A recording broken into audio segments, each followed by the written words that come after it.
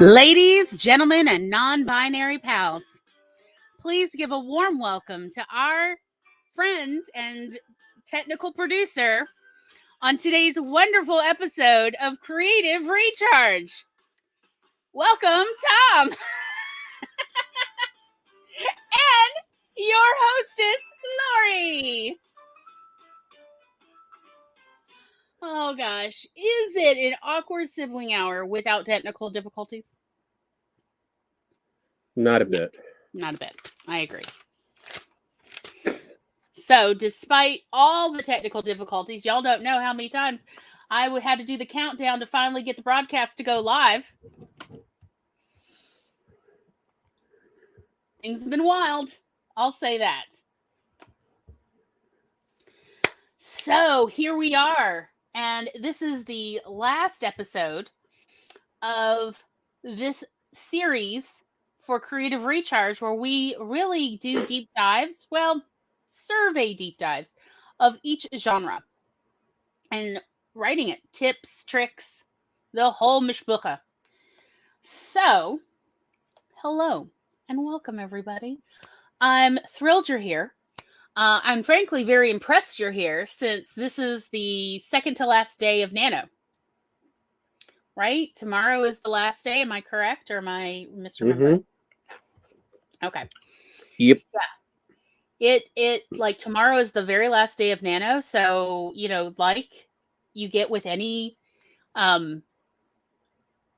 deadline, you're gonna have people cramming. It is what it is. If anybody would like to let me know how their weather is, right now it is 61 degrees and sunny in our neck of the woods. And earlier, I think Megan said it was it 70 or 75, honey?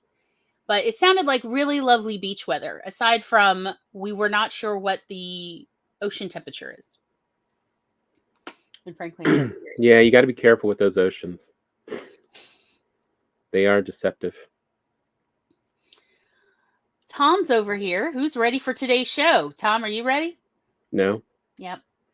Megan is here. I am ready for crime and mystery, because I may just die on screen. Well, you won't die alone. Maggie's here. Hello. Hi. So sorry I'm a little late. I was out. It's like 70 degrees here. Yeah. Yeah, that's what Megan was saying. How nice it is out west. It's like beach weather. At the end of November, you're on the cusp of December, and it is like amazing. This is May and September weather. This is not November weather. And I was out watering the trees, and I was like, okay, so I've done this, and I've done this, and I've worked on my Nano. That's 2,000 words. Right. And Excellent. What else? I have something. There's something. There's Gloria and Tom's stream. And were you like sprinting? Fire up the satellite.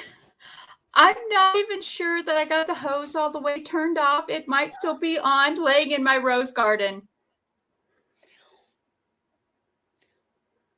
Well.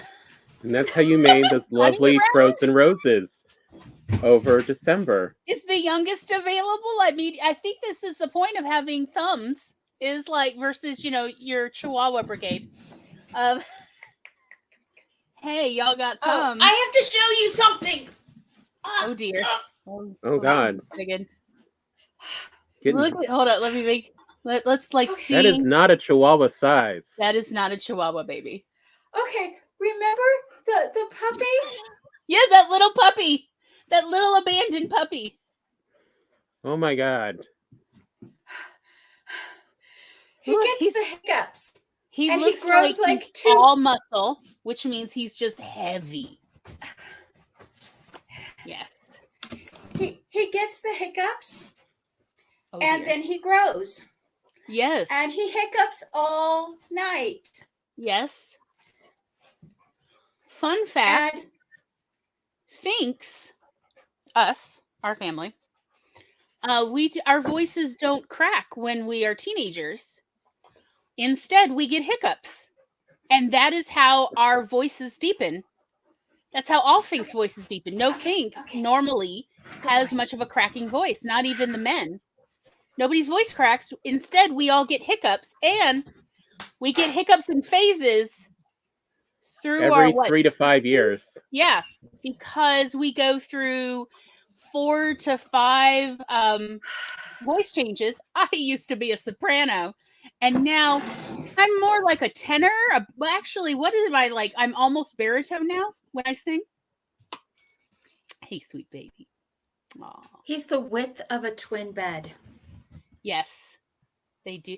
You know what, though? Dachshunds want you to think they're the width of a twin bed, too, so... He was born July 4th weekend. You have a pony. Did you know that? You have a canine pony, my darling. It is not. Don't feed him too well. It's not a proper dog. Yeah, that's actually a thing. If your dog is in danger of possibly having hip dysplasia when they're teenagers, when they're juveniles, don't feed them very well, because they'll grow so fast and it's bad. He gets very lean proteins, very fat, low fat foods. Because we've had Rottweilers before. Yes. But yes. So, yeah. Wow. I mean, that is a dog that is going to want to play. You need to get those pony toys because it's going to tear through things. Get him the pony toys. They're much more durable. I buy the packets of softballs. Mm-hmm. And he fetches softballs. Yes. Have you seen that mouth? I've seen it. I just saw it. It's not baseballs. Not baseballs. It's like a Muppet mouth. It's the Muppet. Yes. Hopefully it won't turn into that mouth like the what was it your ex-in-laws had? Oh, the Mastiff. He was even at 10 months old, he was set to be a record breaker. Because both of his parents were record breakers in their gender for their breed. Yeah.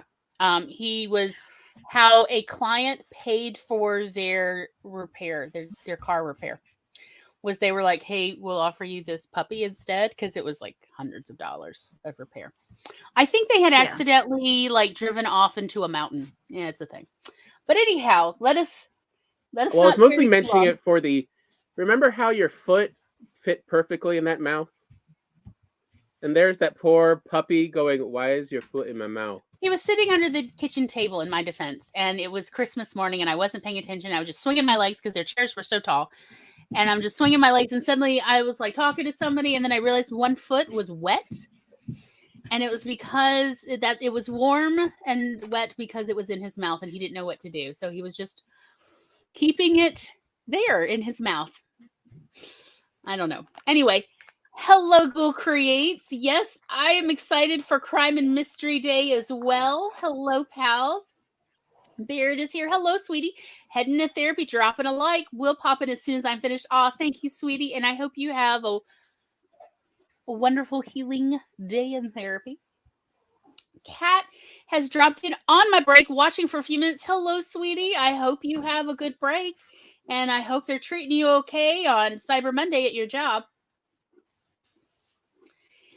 Yes, y'all didn't see the technical difficulties, but multiple times I had to do the countdown and press live, and it still wouldn't go live. And then I would have to bring Tom in and let him know, hey, we're not live yet. I'm going to try it again. And we had to do it multiple times till it would go live, which is why there's a gap between the countdown and our little intro. And I had stroke brain. Today. I'm so happy because I was like, Tom, it's just you and me. We had some potential guests over the weekend, and each time I'd send them an email with all the info and the links and everything, and then I would promptly get an email less than a day later going, oh, I didn't realize what day it was, or I didn't realize what time it is. I can't come. And I'm like, okay. Did y'all not know what channel you were showing up? You didn't go look at us. We always do this on Mondays, but okay. I mean, well, it could be the time zone thing, though. It could be, they're in different time zones and they're thinking it's this time. It's really this time. Time zones are hard. Time zones are hard. You're absolutely right. As I said, I was just like, okay, multiple backouts. All right. I'm trying not to feel personal about this, but all right. Megan says it's 76 degrees in her neck of the woods. Meanwhile, Nikki, who is east of us, a little bit north and east of us, is 43 and sunny. Thankfully, no wind. The Northeast is getting more cold than we are. They're getting more snow than we are. Nick, Ghoul Creates, they are in, they're still in the south. Oh. So it's just that, whatever this warm front coming, it just hasn't gotten to us yet. It has not crossed the Mississippi. And of course, Maggie's here doing double duty in the chat because she knows I love to say it. I am perpetually a child. Kat says, got back to work, possibly be back, possibly not. All right. Well, we hope you have a wonderful time Kat. at work, sweetie. Hello, Grey Knight. Oh, it's Amy. Okay. Saw your live. Thought I'd say hi. Oh, hello. Got back from work. Pity I missed joining this topic. Hope you're doing well. I know, doesn't crime mystery work so well with cyberpunk? Gosh knows. I have enjoyed so many cyberpunk stories that had a deductive, noir. That noir detective vibe. I mean, even Blade Runner is solving a mystery or two. And I love that about the cyberpunk genre. So yeah, I'm so sorry, but I hope you do get some rest, sweetie. So, Maggie, would you like to do an intro? You don't have to. I have so much going on. The Wild and Enemy. Oh, well. Here, the Wild and Enemy launched this month. Oh, yeah? Ghost with Hope is ready to launch on December 10th. Nice. I have an additional Vela story starting on December 2nd. I have already started the planning for, I don't know, Hold My Latte 2022. So, yeah, I was on Sky, SD Haggis stream earlier chatting with her, and she was like, okay, how much have you actually done? And we figured it up, and it's I have done 13 books, and my indie house did 1 book, so I had 14 projects go live this year. Overshooting for your 1 a month, huh? Plus the 2 stories that I completed, and then I'm trying to complete Project Elm, which is the last of my 2020 New Year's resolutions. For Nano, I have 6,000 words left, and so I don't know. I got to get that done. Tomorrow's Maggie, I feel like the links I have for you are not adequate. You're going to need to update me with your links. That said, I'm still going to update. Give me literally 30 more seconds. Just go to my Amazon page or go to my Inkit page. Everything is there. Okay. All of my free stuff is on Inkit. All of my paid stuff is on Amazon. If you don't have a Kindle and you would like to help support me, because this is my income, I have a Ko-fi, but I just want everybody to don't have a link to your Ko-fi. That is okay. That is what I need to get. I just want everyone to be able to have a good read, because I thought there was something missing from my links for you, and I'm yeah, no, there. I do have a link. I just didn't update. Okay, I get y'all. It is all right. So Maggie's links are now in the show description. If you don't see it, you may need to refresh. Give me. No, pretty much. I'm looking at things and I'm like, somebody needs to send 2021 to rehab because no one wants to hold her tequila anymore. Amen. And from the way things are already looking for 2022, I'm like, oh my word, there's got to be a military boarding school for that brat somewhere. Okay, I've got Maggie's Ko-fi link updated in the show description. So it is there because you can follow people for free on Ko-fi and then know their updates and things and really be able to keep track of folks without, as I said. And then if you want to buy them a cup of coffee, because that's, what it was originally for, you can. Or like coffee equivalent. Yeah. A lovely cup of tea.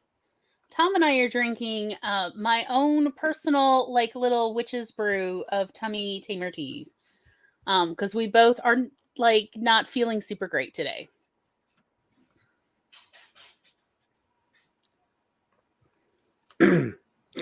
Yeah, I can't tell at this point which part of my body's breaking down for what. For Black Friday, I got my first, what do you call it? Kidney stone.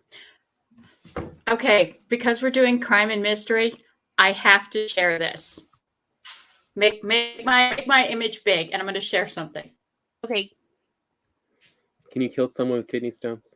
There you go. That depends on the size of the kidney stone and what it's made of. Oh, that's right. I got him the stuff. The hydroxycitrate. Come on.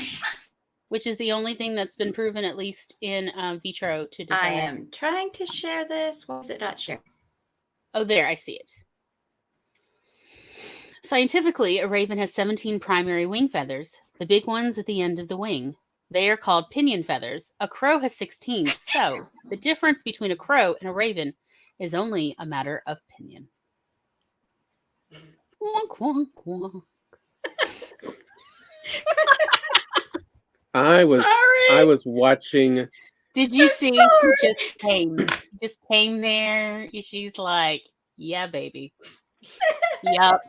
I brought this for this episode. Because anybody got any other memes that are subject specific?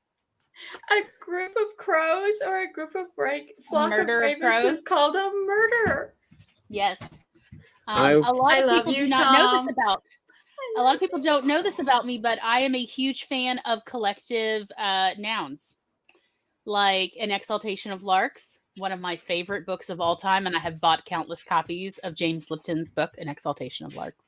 And our family is usually over Thanksgiving would often discuss collective, nouns of like, what is a group of writers? Is it an ink blot of writers? Is it a conspiracy of writers? It's a pencil case. It's a pencil case of writers. Is it a stack of writers? Maybe it's a stack of authors. I don't know. Sometimes it feels like it's a pool of writers. It's a stack of authors. It's a stack of, but what is it? A pool of writers? A fool. A fool of writers. So, like, this is honestly like a thing I love. I love the, like, what is a collective of whatever. You ever want to talk to me about that? I'll talk endlessly. So Jennifer Brown says, you said you have stroke brain today. I have grief/widow's brain. Between both of us, we'll be just fine. Yes, Jennifer is here just cheering on Maggie. We are too. Blah, blah, blah. Yeah, you're doing amazing, Maggie. Oh dear, Jennifer's also got internet gremlins. This is going to take for a long story. The gremlins. We had to try to run live. We hit live on this broadcast several times before it finally went through. And it would take the whole 30-second countdown for it to then tell us it wasn't going to go live. And then we'd have to do it all over again multiple times. I've been on our internet was fine. Streams. I checked. I've been on multiple writing streams since like 6 o'clock this morning, trying to get my nano words in. Right. And everyone has been having glitch issues and camera issues and sound issues and document issues. There was one stream that one of the people in the comments was saying that they opened their document. All of the words for the last 3 days are just gone. And they're desperately looking through their computer to see if there's another copy stashed somewhere in their computer or their cloud that is last night's issue. And I'm just like, What the? But we're going to have a good discussion today, though, because we're going to be talking about tropes that we love, things that we love about the genre, how crime and mystery is different from thriller or horror. We've got links down below. A bunch of us suggested on Thursday night. Was it Thursday? We were Wednesday when we were all talking about who were authors, and I had a couple years ago, I guess, I had found the lady who had inspired Agatha Christie, and Catherine Green. And she was one of the first, not just women crime thriller authors or crime and mystery authors, but one of the very first of that genre doing serialized fiction. So if you're looking I love for that it reads, inspired a debate in like Parliament about whether a woman could have written this story. Yes. People are wild. Yes. I love Dorothy L. Sayers. But that was in an age when women murderers and women serial killers were not recognized. It's true. As the entire society, they did not look at, criminals. And this bled through into as late as the 1960s and 70s, long after the Hays Code.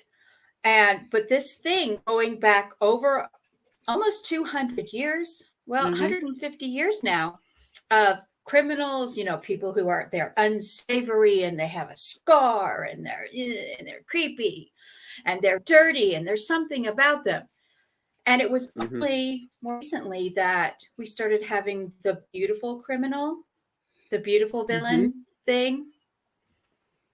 And so I was surprised to find out that the entire history of the USSR, they did not recognize that any person in the USSR could be a serial killer in any form, because the society is like, no, our society functions.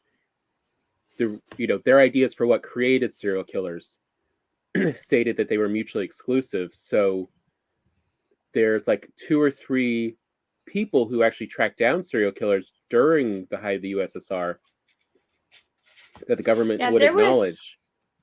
What was that movie? Hold on, give me a second. There was a movie about Citizen X, about this Soviet serial killer, and the police officer that hunted him for literally almost 2 decades. I mean, the poor guy had a breakdown, and he kept asking the government, please let me contact the Americans. They know how to deal. They know how to look for these people. They know, and they're like, nope. It's got to be different people. You need to look for more than one suspect. And oh goodness, that movie came out in the night. Let me see. The movie came out in the 1995. Yeah, they've done a couple on because it's such an odd view of the government that you can't have serial killers in this society. You see that same thing with Britain. With women. The police, the detective who was looking for him. I remember this scene where he met with like a foreign press person, brought them like he was going to interrogate them, and he was like, I need you to get me some documentation from your country's law enforcement. And the person like, I'm not being interrogated. No, I need this documentation.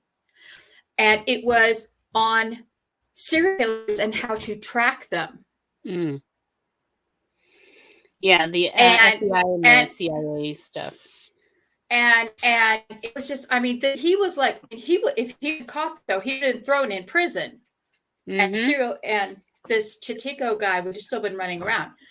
But a lot of times, and in a lot of books, you'll see that the criminal is, there's something about him that, you know, oh, yeah, let's not sit next to him, you know. What's the famous line? He was a quiet man. He was a quiet man. So, so that is our like summary of the show, what we're going to talk about. And I did want to, before we actually jump into what we like about the genre and our hot takes, since we do need to do our 10-minute break a little bit earlier than we normally do. So Megan, go check her water hose. To go check the water hose. So that the roses don't drown. I did want you to acknowledge that because of all of y'all's wonderful support and aggressive sharing of this show and rewatching, we do appreciate everything y'all have done. We just got monetized. Like, I mean, literally it just happened. So yeah, and the proof in the pudding is if you look at the chat, there is an option for super chat and super stickers, which I had earlier thought I did wrong, but Tom said no, it's there, and I saw it then afterwards. So I am totally new to this, but again, you know, we are only still here, still doing this because of y'all. We would not be doing this if y'all did not keep coming back, quite honestly. We had originally planned, what was it? Originally, I got Tom to agree to do Awkward Sibling Hour 3 episodes. That was the original agreement. And then by the second episode, he was like, you know, maybe we could do more. And so we then, what did we do? Like 8 or 9 episodes of Awkward Sibling Hour. And that was originally even my plan to just do that. We were just going to have, you know, we wanted to show 2 autistic people talking to each other. We've known each other all of Tom's life. And we wanted there to be examples of 2 actually autistic people who also have, like, I have ADHD, Tom has ADD. We wanted to show what that's like for 2 characters, because one of the things that really upset us is anytime we'd see autistic characters in novels and writing, it was, what is this? We are not actually robots. We are real people. And, you know, we wanted something that was a little bit more accurate, but we thought, well, we'll archive this. We'll have this up. We'll leave up these 8 or 9 episodes. And, you know, that way writers can then see it and they could at least watch it to kind of get a feel for it. Because while I think the way we talk is totally fine and normal, I have been told by neurotypicals, it is very obvious when we are talking to each other that we're not quite neurotypical. I've been told this. So I thought, hey, we'll have, you know, these several hours of shows available for any writers later to, you know, watch and study so that they can have more accurate dialogue. But y'all kept coming back and going, what are we doing for next week? And I was like, oh, we need to come up with a show. And here we are a year later, and, you know, can now make pennies from ads. We honestly did not expect to get here, you know, when we started out, and like, it's all because of y'all. I cannot express in words how grateful and how loved we feel. So please just take my word for it. Since I know you're like, but Gloria, don't you work in words? I mean, in theory, but I get to edit that and I don't have anything planned because I wasn't expecting the monetization to go through this quickly. Like, they were saying, like, oh, it takes a month. And it was like literally less than a day later. So here we are. And it's all because of y'all. So again, thank you so much. You are the reason we're here. Let us know if you have ideas that you'd like to share with us of, like, programming ideas, or guests that you'd love to see come on, we definitely love to have people on. If they show up, that's a whole nother matter. But for December and January, we are planning. We do have that almost done planning, and it is going to be Awkward Sibling Hour, Life Skills Edition, which is essentially my Miss Glory's finishing school program that I used to present to people. For people who would like less trouble adulting, they would like an easier time adulting. That was my Miss Glory's finishing school, and we will be doing whatever it is, 8 or 9 weeks of all the life lessons, all the life skills we have developed in our literally decades of experience.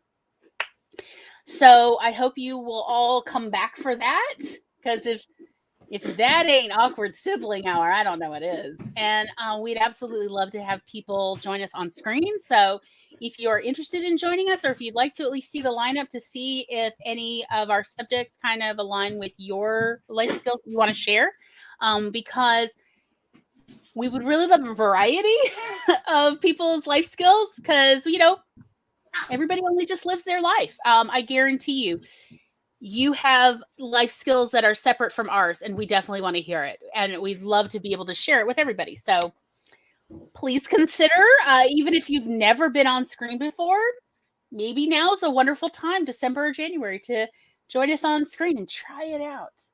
I need guests in December because I'm going to be gone the whole time. Okay. There's January. True. I'll be back then, but yeah. So I wanted to acknowledge that, because again, my ADHD will run away without me if I don't mention it early in the show. Hello, sweet baby. Oh, what a cute little face. Okay. So also, hello, BA. How are you doing, sweetie? Are y'all? I guess school won't be out for another couple weeks for you. Let's see this.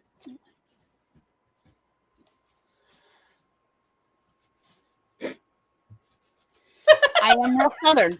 I'm real autistic and real Southern. And that part is also true. That's actually part of why we originally did this.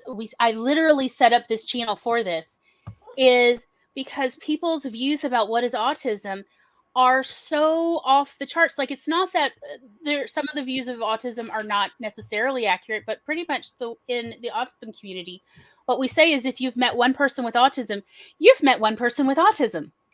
It's a developmental disorder. And so it means that it affects us from the very start of infancy. My father had stories about how he's like, you were the only baby I'd ever held that would not conform to the way my arm was holding you.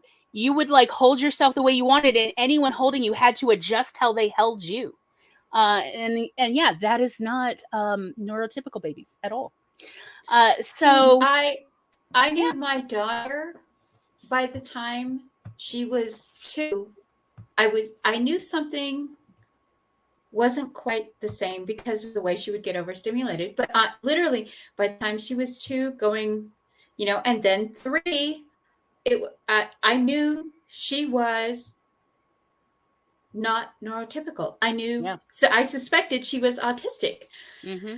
And it was, and it's so it's I don't want to get to the vaccine controversy, but I did pay extra. I paid the higher prices for the non-thimerosal containing vaccines, because to be they perfectly were honest, mercury is a concern. Yeah. And because they were saying that, so I paid. You don't want to put mercury in a baby. Yeah, I paid the extra to get the Canadian vaccines that did not have it in them. But I already knew at that point my child was autistic. And when they were like, oh, your child has autism because you got them vaccinated. And I was like, no, my child was autistic before I ever started getting her vaccinated. Right. Because she didn't behave like any other baby I'd ever taken care of, except my youngest brother. But he he had ADHD, the obvious, literally from the time he was 2 months old. He had hyperactivity disorder and ADHD, and that's 2 months old, and we knew something was up with him. So yeah, I mean, like, don't realize how early autism shows up. Oh yeah, and a lot of parents who observe their children and caregivers who observe infants will notice, especially if they are already familiar with neurotypical infants and how they behave, that something's a little different. And I just want to point out that the conservative estimate is 1 out of 8 human beings on Earth are neurodivergent, because there's a variety of different diagnoses that are developmental. So this includes bipolar disorder, epilepsy, borderline personality disorder, ADD and ADHD. There's a whole bunch of them, which I have not memorized all of them. I'm trying to.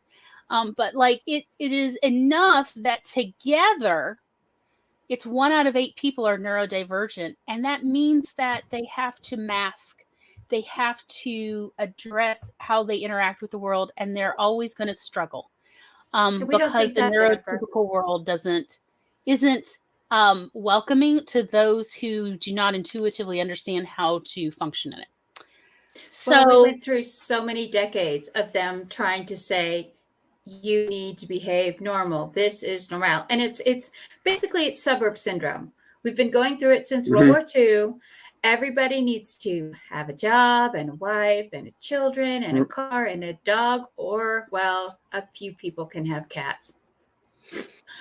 Versus like, and just a few, Maggie. A few. Yeah, that was the attitude. It was like, I don't know. I remember growing up in the early 70s and people going, you have dogs and cats? Like you couldn't have both? There's some rule that says you can't be a pet person. You must be a dog or cat person. Well, no, remember it used to be that, putting dogs and cats together, they automatically fight. They could never get along. Was the long held versus point of view. If you know how to be a good, furry parent. Yeah. But I mean, like, honestly, for me, I like the company of dogs and cats and a lot of variety of other animals, yes, including goats, because for me, they're also neurodivergent. They are not neurotypical to humans. And I found them more relatable. And if you ever want to know that, whole thing with, neurodivergence and autism is an old thing. This is nothing new. We just have new ways of phrasing it. It's just right there with shell shock. Yeah, we have PTSD. New words, but the symptoms we've gone brain they're addressing is but old if you follow if you follow my family's the genetics, and you follow like what our family said about all of Gloria and I's direct relatives, the ones who led to us being born eventually, every single one of them would be nowadays diagnosed as, oh no, that's also autistic. I mean, the one I was most fascinated by was our father, his father, and his father's father were all, when they were children, I don't know what the current term is. What is developmentally disabled? Developmentally delayed is the one you're delayed. Delayed. Yes, they use the terrible R word, but we're not going to use that. It's an ugly word. Or they were special. Yeah, our family using it, they weren't trying to use it as a put down. It was just to describe a medical condition. Because of somehow you grow out of it with age in our family. And it just shows, come from a smart family that, learns to mask. When Tom says we grow out of it, that's not like it's. We don't actually, but you learn to mask so people don't. You learn to mask effectively. Yeah. You social train so that you look like everyone else. Mm-hmm. I just want to point out, Jennifer, like, we are laughing with you. We're not trying to laugh at you. It is delightful. I just thought you were real Southern. Like, no, honey, I will take that as a compliment. because I am real Southern. I live in South Mississippi, and I have lived in Mississippi most of my life. I was born in Michigan, however. But like we moved here when I was a toddler. And in fact, I was diagnosed here in Mississippi at the age of 6. So in the 80s. So it was a wild time. No, nobody, you're doing fine, honey. Do not worry, but I appreciate you trying to make sure that you're being clear, that you're not trying to make it a put down of, you don't seem autistic at all. Like, it's okay. It's okay. We get it. You're doing great. You're doing just fine. And welcome to the neurodivergent fold here. This is, I think this is honestly this is the neurodivergent corner of AuthorTube. Because other people don't really stick around. I gotta just say, like, but like everybody who sticks around, either you are neurodivergent or you have a loved one who's neurodivergent, so you're very comfortable with us neurodivergent folks. And so you are welcome here, everybody. We are definitely happy to include everybody. We try to be a very inclusive and diverse group and make sure everybody feels comfortable and safe. And we definitely try to project that atmosphere on screen and make sure our guests feel comfortable and safe just to be themselves, which means, yeah, we go on huge tangents, don't we? Oh, like we are so far off the schedule. We go around the mountain and back. Yes. The Glory Rates the Blues part, Mississippi. Yes. The whole thing. Yeah. Welcome you got to it, High honey. Southern. Yes. And we can be there if we want to. It doesn't take much effort. It don't take much to do it. And there's the East Texas I brought back for my stepmother's funeral. Yes. Yes. I don't sound like a Texan anymore because we moved when I was 5 to Texas. I grew up there. I moved to Colorado when I was in my 20s. And my Southern accent faded because... And I actually spent years working on my Southern accent because when you're not in the South and you speak with a Southern accent, people automatically assume you're unintelligent. Oh, they'll deduct at least 60 IQ points. And I got to be honest, not everybody can spare them. Yes. And so, they assume that if you, so when I started working that out of my voice patterns when I was in my 20s, but every time I get around Gloria and Tom, or I go down to visit my family. Yeah. It just draws right back in, and here I go. Yeah, when Charlie comes on. The thing is, Brian and Glenn, our husbands, Brian and Charlie's husbands, will literally go, "You were on stream with Glory, weren't you?" Yep. Because, look, I was always told y'all is a terrible word. You should never say it. But the truth is, y'all is a beautiful word. It encompasses everyone. You are all part of this community. And I love the word y'all because it doesn't exclude people. That's what I love about y'all. So once I get that y'all coming in, everything follows. It's just how it goes. Nah, going to be myself. Megan, I will say, I think listening to you today backstage before the show, I would say, yeah, your California accent started to come back. Got a little bit of that. So that was what I like that. And of course, we hope that you benefit from watching our show. We hope you enjoy hanging out with us and that you feel like hanging out with us is a good use of your time. If so, we would absolutely love for you to click that like button. And if you're not subscribed, would be a great time. If you do subscribe, though, or you are subscribed, please be sure to ring that bell. YouTube doesn't always let people know in their timeline, but you'll get those notifications when we have new videos and new shows coming out. So if you ring the bell, you're more likely to see us. So here we are now. I think we need to go on break. I was about to say, should we just go ahead and go on break so Maggie can check on her roses who are drowning? And then we'll just combine. And then we will combine and we will come back. So when we come back, we're going to talk about what we like about the genre, our hot takes, and then we'll also talk about problematic issues and shortcomings in the genre.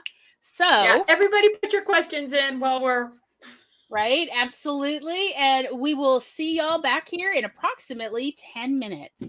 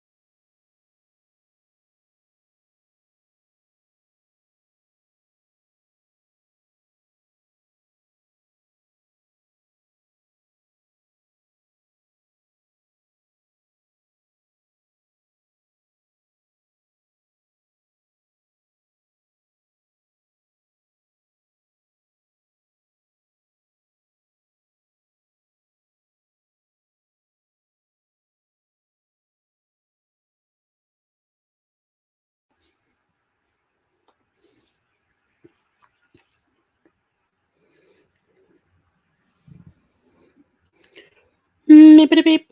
Mibbity beep. Mibbity beep beep beep. Boom. All right, all right. And we're back. How did everybody do?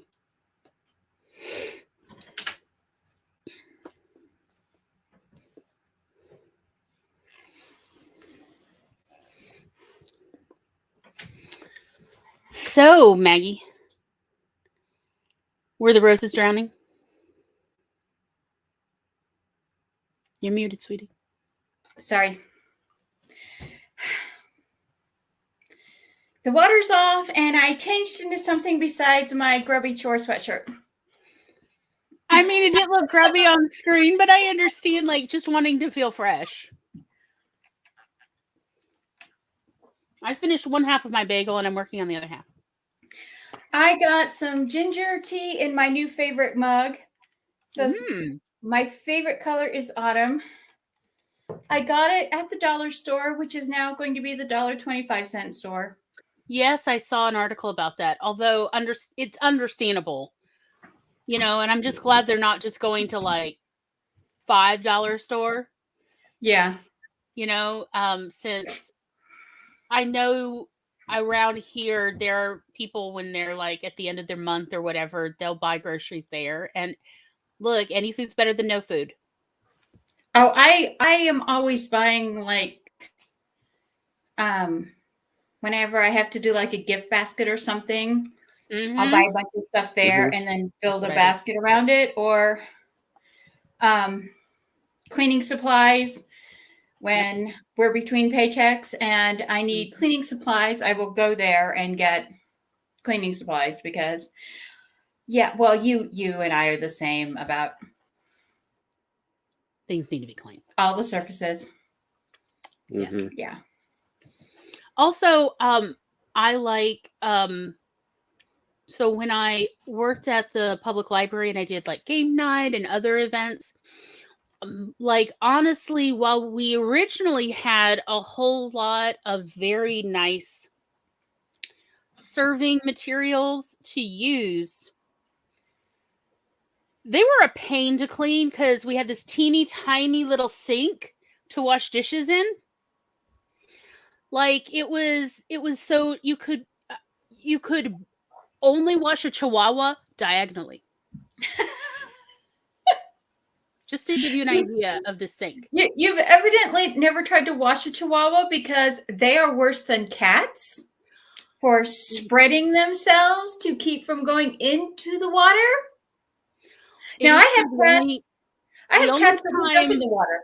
The only time I've ever tried to wash a chihuahua, I was actually assisting someone else, and they literally took the chihuahua that was standing on the table and grabbed them by their paws, their legs, and then brought them to the sink that had water. So they didn't get to spread. So I see where I was deprived of very important chihuahua knowledge. Yeah. However, no, but they had probably done that before, so they knew. Hold the legs together. Yeah. But yeah, it was that small of a sink, and you're trying to wash these enormous platters, and it's like, good luck. So we would buy our those clear plastic serving plates and bowls and things from the Dollar Tree. And those were lovely. They're easy to hand wash in a sink.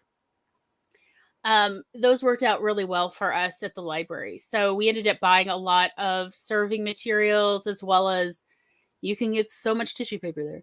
And other little like things. So that's where I use. Also, I like that they always have those caddies. Granted, the caddies will be in different sizes depending on whatever magical reason.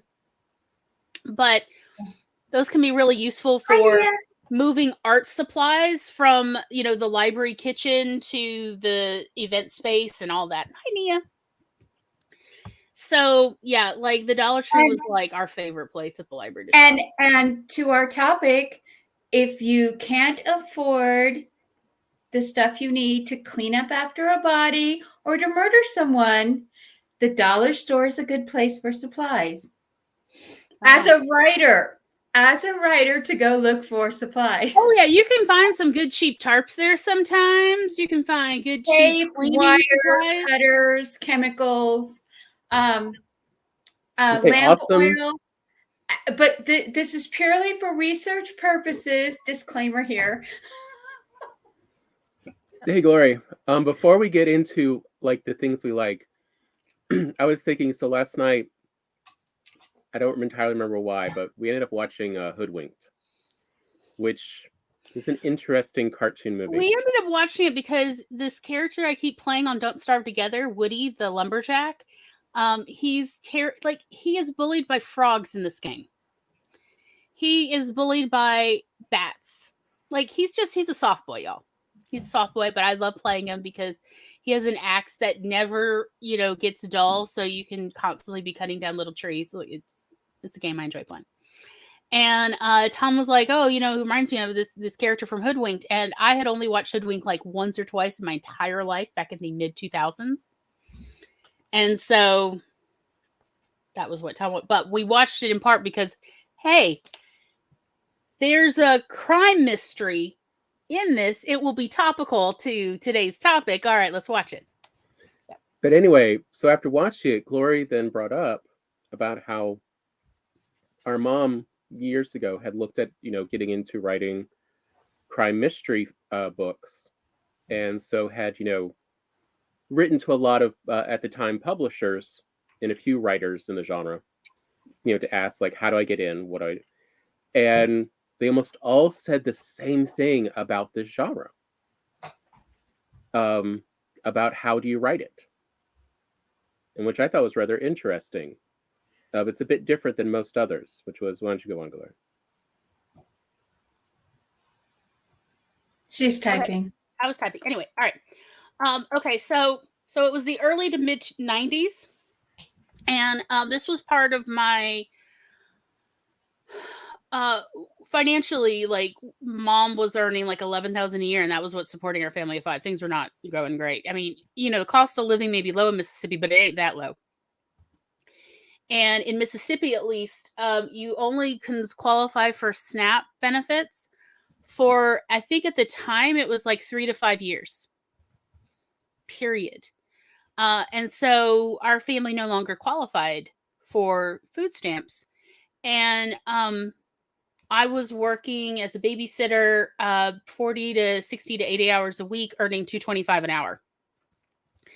And, and I was not thrilled about all my money going to pay rent and groceries. But, I also don't want my siblings and my parents to starve. So mom and I were like looking at other alternatives.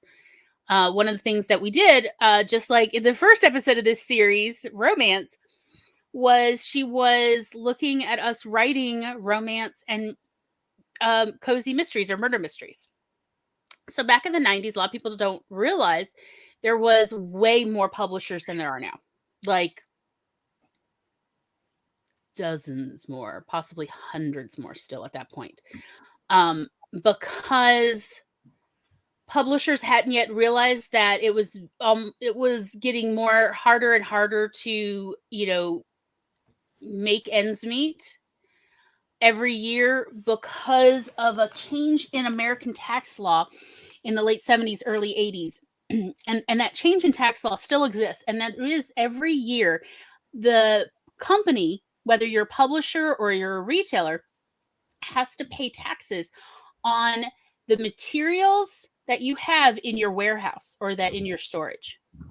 So if you have printed books and they have not been sold, you have to pay taxes at the end of the year on any books, any inventory that you haven't sold yet. And it is not cheap taxes. It is cost prohibitive, expensive taxes. And that is actually far more of a reason why there are so few publishers now than there used to be. That's actually more of the reason why, at least through the 90s. So the published houses were closing in the 80s and 90s, but they weren't all gone yet. And there's a book that's published like every other year called Writer's Market. A huge tome. And we would use our library's copy, we'd at the library because it was a reference book. We'd use that copy to like come up with addresses to mail, to agents, to publishing houses, to editors, and so on. And, remember, this is before the internet was widely available. So how to write a mystery wasn't necessarily, that information was not widely available or even known. There weren't even clearinghouse catalogs of what books are available. So we essentially had kind of made up a template letter that we would tailor to each person that we wrote to and ask for their advice on how to write and whether we were writing about romance or we were writing about mysteries, because these were the two. I read a lot of romances at the time, and Mom read a whole heck of a lot of mysteries. So this was our research period. Okay, so I've now brought you all the way up. I'm going to now tell you, this is what we were told. Like, we were told a little bit different depending on who wrote back, because not everyone wrote back. But you'd be surprised how many publishing houses and editors, and even a few, then they were mid-level writers. A lot of them no longer write. But how many people did actually write back with their advice on writing in their genre? Well, I mean, back then there were so few craft books. Right. Ray Bradbury wrote The Joy of Writing in 1973. And then the next craft book he wrote wasn't until 1990. Yes. When he wrote Zen and the Art of Writing. Mm-hmm. And it really wasn't until after that period. And actually, if you look at the craft writing books from the last decade, mm-hmm. Now there is so much. There's so much, but there wasn't available. The Art of Mystery, Blood on the Page. What is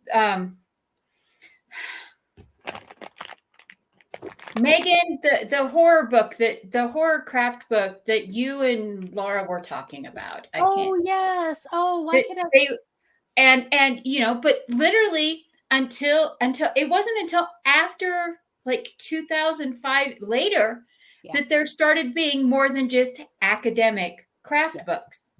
And if you were going to a university, you could get the academic books. Right. Which are not affordable because these textbooks are hundreds of dollars.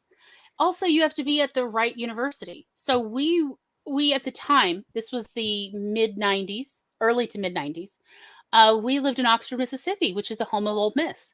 Ole Miss is known for their physical acoustics lab. I've told y'all before about the sex life of bubbles. And that was where Mom worked. And they're known for their law department. I mean, I'm told, have one of the world's most, whatever. Anyway, I mean, I'm told their lawyers are competent, and that's all I actually care about. And they're bitter that they don't have the medical school as well. That's a whole. They finally got control. I don't know. That's a whole nother drama. But we were in the land of John Grisham. The firm is this, and at the time the firm had come out, it is kind of this really fun. He was essentially telling murder mysteries from the perspective of the lawyer trying to do defense. And before that, before the firm, there was the book he literally couldn't give away. What was it? The Pelican Brief? No. The Pelican Brief. No. It was the one he couldn't give away. Nobody knows. Nobody realizes this first book was. It wasn't A Time to Kill. That's the one. Like, I know the Pelican Brief got rejected like over and over and over. And then when the firm suddenly blew up, then all of the companies that rejected the Pelican Brief got in a bidding war over who got to publish it. Before all of that, there was A Time to Kill. He had 5,000 copies, all stacked behind his desk against the wall. It was a whole wall of books. And if you made the mistake of going to his office on the square to sell Girl Scout cookies, he would not let you leave without a signed copy of the book.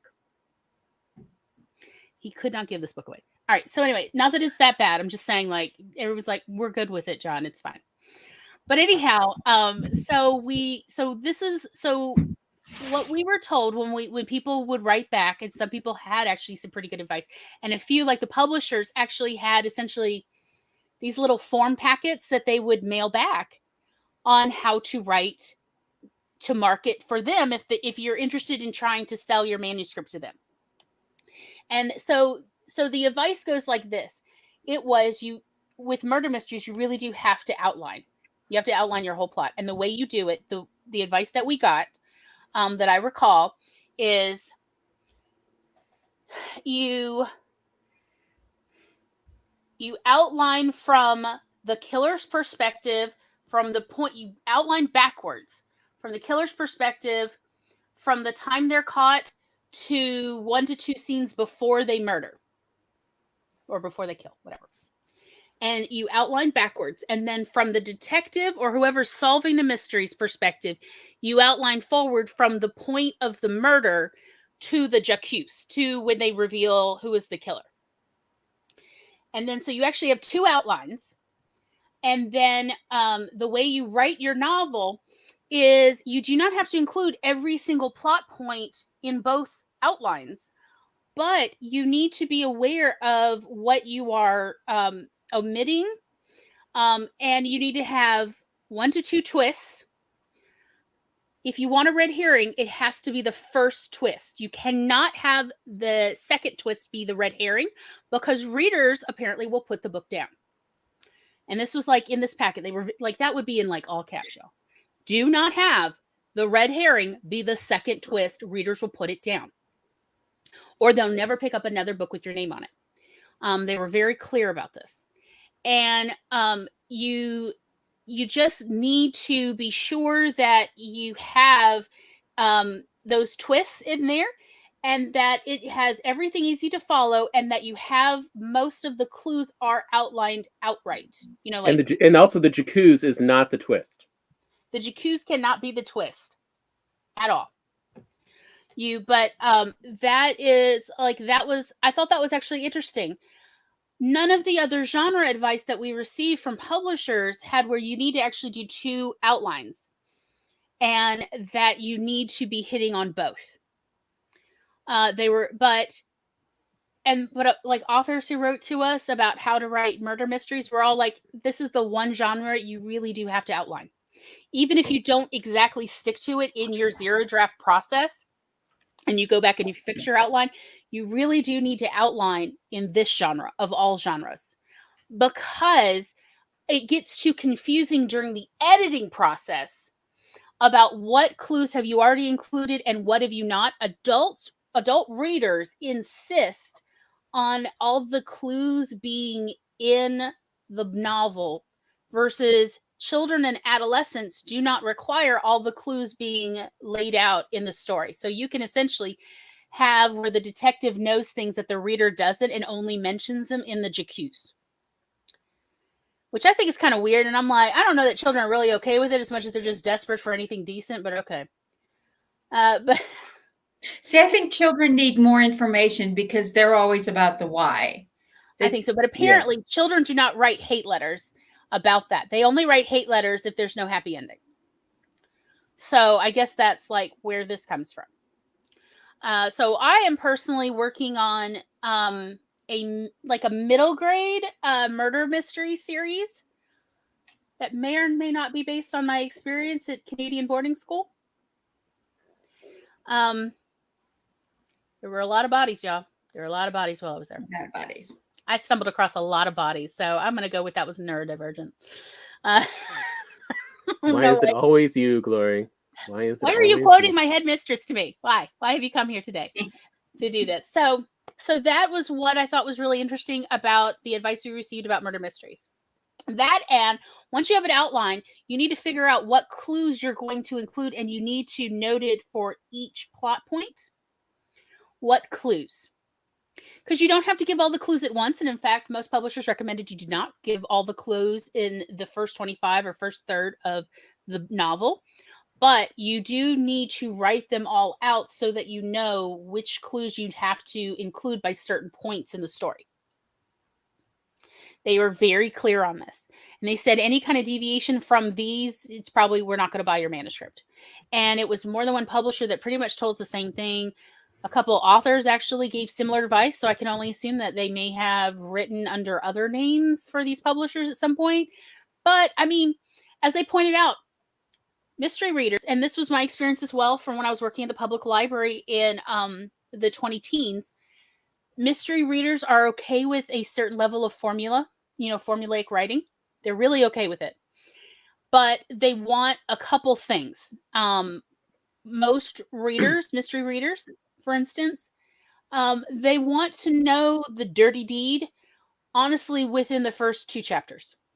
They're not going to stick around for a third chapter for the murder or the crime to finally happen, or to finally be for the detective to find out about it. I have actually come across murder mysteries where you're halfway through the book till they finally find the body. And I'm like, ain't nobody got time for this. Ain't nobody got time. So again, there's certain kind of conventional beats to murder mystery writing. And it's important to at least be familiar with them, and at least so then you can make an informed decision if you're not going to adhere to the beats.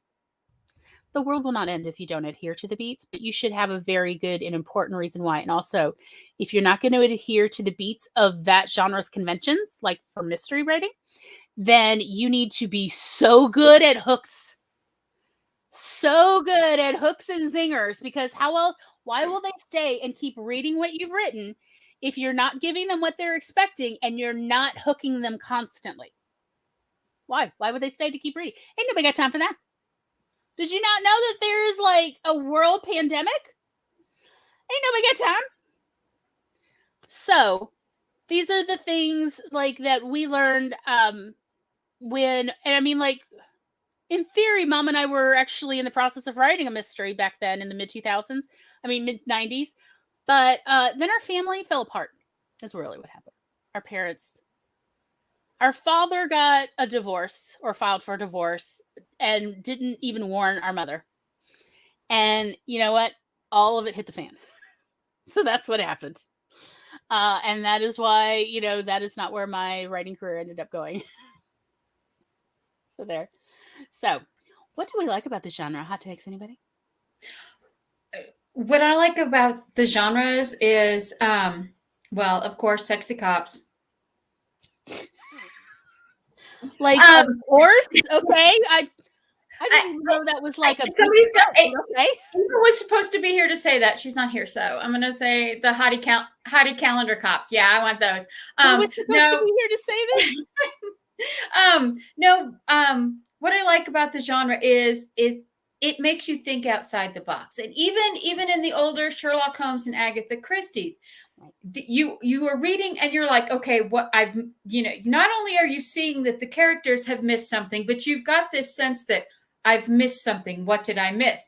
And you find yourself going back. And I like that interaction in that book that lures you in to be more immersed in the mystery world, because it's reading them is fine because you know that the killer can't get you if you figure it out. Now never mind for poor Sally, who figured it out and ended up, oh no, Sally fell down the stairs when the power was out.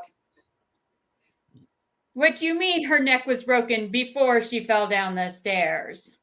Right. So I liked it. And that was one thing, with Tony Hillerman. I was a big Tony Hillerman fan. I loved his Navajo Nation mysteries. And you could see, you were following along with the detectives, and you were right there with them going, I'm missing something. And even though you as a reader had more information than them, you were still going, I'm missing something. What am I missing? And Craig Johnson does a pretty good job of capturing that too, of there's one last clue that you just don't have it until right before the murder is solved. And like in Agatha Christie, sometimes that last clue doesn't come until after the murderer is caught. And then that piece of information comes out. But it's very reflective of life, is even as long as you've known someone, as well as you know someone, there is still something you don't know about them. True. And that's what I like most about it, is that the characters react through the lens of their experiences, and they look past things that they don't realize are important, because in their life experience, that's not an important detail until now. I mean, that is one of the real uses for purple prose is in crime and mystery, to make the clues look nonchalant and of nothing particular. I'd say for me, what I actually enjoy about crime and mystery is that, unlike a lot of stories, it is actually a game, in that it has contrived rules that everything has to abide by. And so, you can win. And so, unlike most other genres, like, this is truly a sort of an, probably one of the earliest forms of an interactive game, is where you are trying to see if you can solve it before, they lay out who it actually was and for what reasons. Can you infer extra information? Is there, little bits about personality that actually leads you to go, oh, but wait a minute. I mean, but yeah, like, unlike so many, it is actually truly interactive. Because, and it is a game. And you can't say that as much with a lot of stories. A lot of stories, it is a bit more passive. Even if it is written in a first-person perspective, you are still along for the ride. There's nothing that you can do that would change this. But in crime and mystery, you're like, but if I was doing this, I might have solved it quicker. Or if I was murdering this person, I would have done it better. Yes, that is definitely something I've heard a lot from readers. What I like about murder mysteries and crime dramas is the character development. Whether we're getting to know the detective better, we're getting to know the killer better, we're getting to know the town of the setting a bit better. I like the world building. Don't forget the murder victim. The victim and their past. I like that character development that tends to be found in murder mysteries and crime dramas. Not like, so for instance, I find in romance, the romances I was reading was from the 70s, 80s, 90s, and 2000s. So yes, I did get off the bus in the last 10 years. But before I got off the romance bus, not that I hate romance now or anything, it's just, I haven't found ones that rang the bell for me. But one thing I noticed about romances, and partly why I stopped reading them, was there's often little to no character development. And I'm like, why am I rooting for any of these people? I know nothing about them. All I know is the scenes they're in. Otherwise, they're strangers to me, and I'm reading this. I feel like I want to know more about them to see who I want to root for, because there's usually a love triangle in romances. And so that's what I like about mysteries and crime drama type fiction, is there still is a lot of character development, at least some characters getting developed. Although I think that's actually might be some of what people do enjoy about the Christmas romance movies, is that, unlike a lot of just regular romance stories, Christmas romance often has a element of, but why is one or both of these characters not interested in finding romance? Why are they actively avoiding it? So we actually have to now go into a sort of mystery of what brought them to this point. Yes. Before they can get over the hurdle of finding romance. And so I think that's actually maybe some of what has made it so popular. As you were saying, they were, interviewing, what was it, Rachel Dratch? They, she's got a Christmas romance comedy satire coming out in a couple days, which I'm looking forward to watching. It's like a Klusterfunk Christmas or something like that. There's a bunch of umlauts, y'all. And yes, hi Chandra. And like what and Anna Gasteyer's in it as well, two actresses I really like from way back. And there's always backstory. You find out about a variety of characters and why they are the way they are. The Christmas setup with Fran Drescher, I'm like, oh, she's a librarian. Yes, I'm rooting for her. Then she got no romance. I'm ruining it for all of y'all. Spoilers. She's not the B plot. Well, there's always that does actually sound like a always good Reicher plays a widow librarian and does not end up being the romance B plot. there's Y'all. always the Aurora Teagarden mysteries.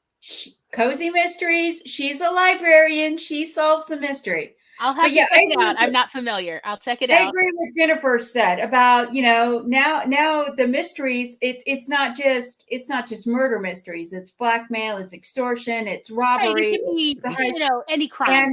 And now it used to be just there was this crime and maybe there was this crime too, and it was the criminals were very, very narrow in the beginning. And now you've got like mafia kingpins who have this spider's web of criminal activity around them. And that he's connected to all these threads, but how do you find the one thread that's going to bring him down? Mm-hmm. Yeah. And those are fun. And I like the puzzle part, but not the way I think most people like it, because y'all are talking about I like to solve it ahead of time. I'm like, no, I'm terrible at puzzles. I'm here for the puzzle ride. I am not here to do the work. Yeah, she is bad at that part. I am not good at puzzles. Anyone who's ever tried to watch me play a game knows I'm terrible at it. Okay, I know we had said that, when we were getting ready to watch this, we were watching different films. I actually ended up watching Seven again last night. Mm-hmm. Because there's a holiday movie for you. That is my favorite horror mystery flick of ever. And it's one of those, because when I was sitting in the theater watching it, and he comes into the police station, and it was when I was married to my first husband, and I literally turned and I grabbed him and I said, "He killed the wife." And my husband's like, "No, he did not kill." I'm like, "He killed the wife." And everyone around me is like, "Wait, he what?" And people are leaning back or sitting forward to listen to me. I'm like, his sin is envy and he killed the wife. And then they go out in the middle of nowhere and the delivery driver comes out and he's got the box, and I'm like, it's the wife's head. Spoilers, y'all. And everyone's like, no. And then everyone in the theater after the movie was looking at me like I was the sociopath because I figured it out. And I mean, Mom loved to watch Murder, She Wrote and Columbo and all of those mysteries. I watched all of Longmire this weekend. Right. And her thing about watching these was always to guess who was the killer before, the j'accuse, before the end. That was her thing. Or with Columbo, since I think with Columbo, usually you knew ahead of time who did it. How is Columbo going to convince them to? Right. And Mom would try to guess, how it will unfold or what will be Columbo's, details, clues. Yeah. Or CSI, where you've got the dead body and the clues, and then you have to figure out how all of these people connect to these particular clues and who's the one who actually did it. Because in the old Perry Mason style, you were like, you have the motive and you did it, and here's the thing. Mm-hmm. But now it's like, well, you have a motive and you have a motive and you have a motive. It's like the newer era of crime is now, we're going back to Agatha Christie, where you have Death on the Nile, you have a boat full of suspects. Mm-hmm. Well, then we went to where you only had into this 50s and 60s and 70s where you had one or two suspects. And now we're back into that thing where you have a room full of suspects and they all have a valid motive. And then you have the victim shaming thing where, the victim pretty much deserved this because, only bad people get killed, which is one thing that I do have issue with. I do have issue with either the person that gets killed is this totally innocent random person, or the person that falls under the needed killing laws. Well, why'd they die? Because they needed killing. So, so I guess that does bring us to the acknowledging problematic issues and shortcomings of the genre. Really, Death in the Nile is now February 11th. They're going to keep pushing it back till Kenneth Branagh thinks he can make his money back in the theater. I ain't holding my breath on when he's going to finally release that movie. Okay. As much as I definitely want to see Jennifer Saunders and Dawn French together again, and I do, I ain't holding my breath. Could we just get one of these billionaires throwing money at space to buy the movie from him so we can put it on like Netflix or something? Only if you can make it appeal to a sociopath. There, I said it. Yes, so, I watched, actually, getting ready for this show since Wednesday, I've watched 3 different of the CSI. I've watched NCIS. I've watched Longmire. What else did I watch? There was something else. NCIS, CSI, Longmire, Criminal Minds, and then, of course, I watched 7. mhm. And so, yeah, I was getting ready for this one because the only crime one I write is my Pagosa Stars series about the sheriff's department. And spoilers with the cartel queen's boyfriend / husband. You see his motivations from the very beginning. You know who he is from the very beginning. No one else knows who he is, but you know who he is, so you're following him. And with my serial killer that I wrote in Stars Under Pagosa, you don't figure out who he is until about a third of the way through the book, and then you're just like, no, don't kill, you know, and you're constantly waiting for him to kill someone that a character that you're attached to. So that's pretty much my experience with crime dramas, is like writing the inverse of the mystery, because you're watching the characters try to figure out who is behind these horrible acts, while that person is sitting across the bakery from them having a slice of red velvet cake.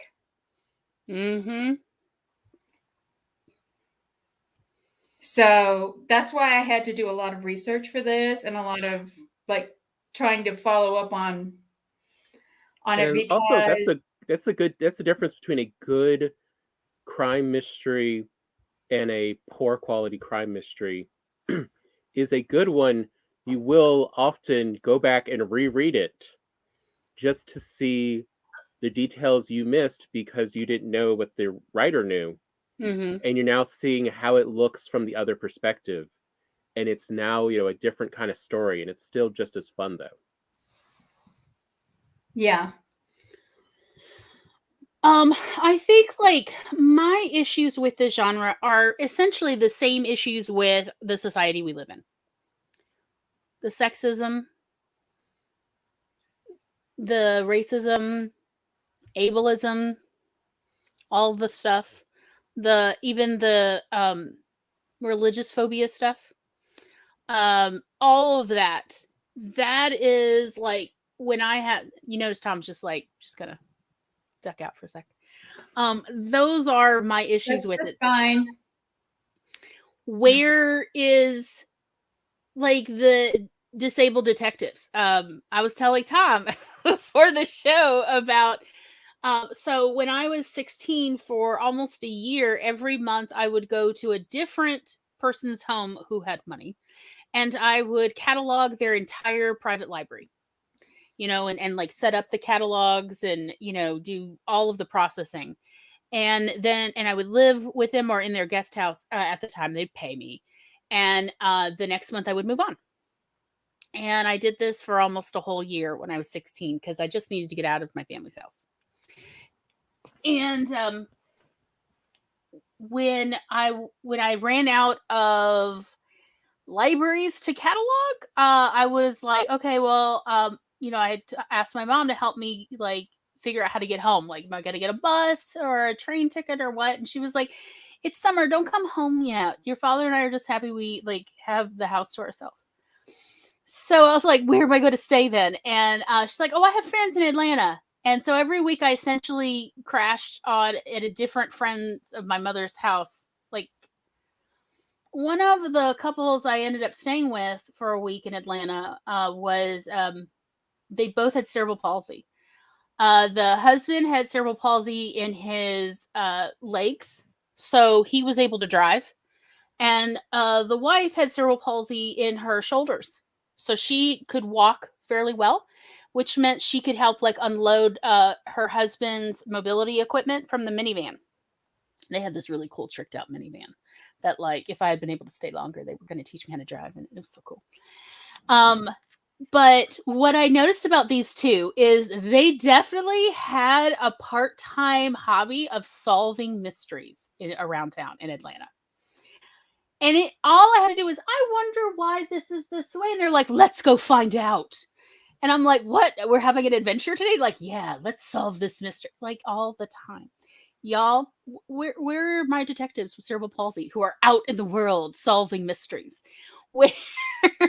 Where are detectives who do not need to have a femme fatale and don't need to treat women poorly to go out and solve mysteries? Where are these? I'm sure they exist, or I hope they will exist maybe in the 2020s.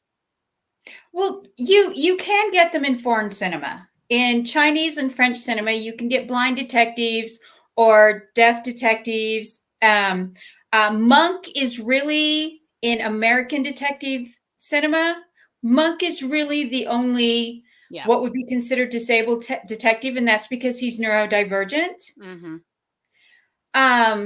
But for the most part, in American detective dramas, you have the hard-boiled Tom's detective class, the hard-boiled salty detectives, the kind of gruff guys, you know, that you can see with a cigarette, you know, and or the young, you know, intelligent, intuitive, you know, basically almost human computer detectives.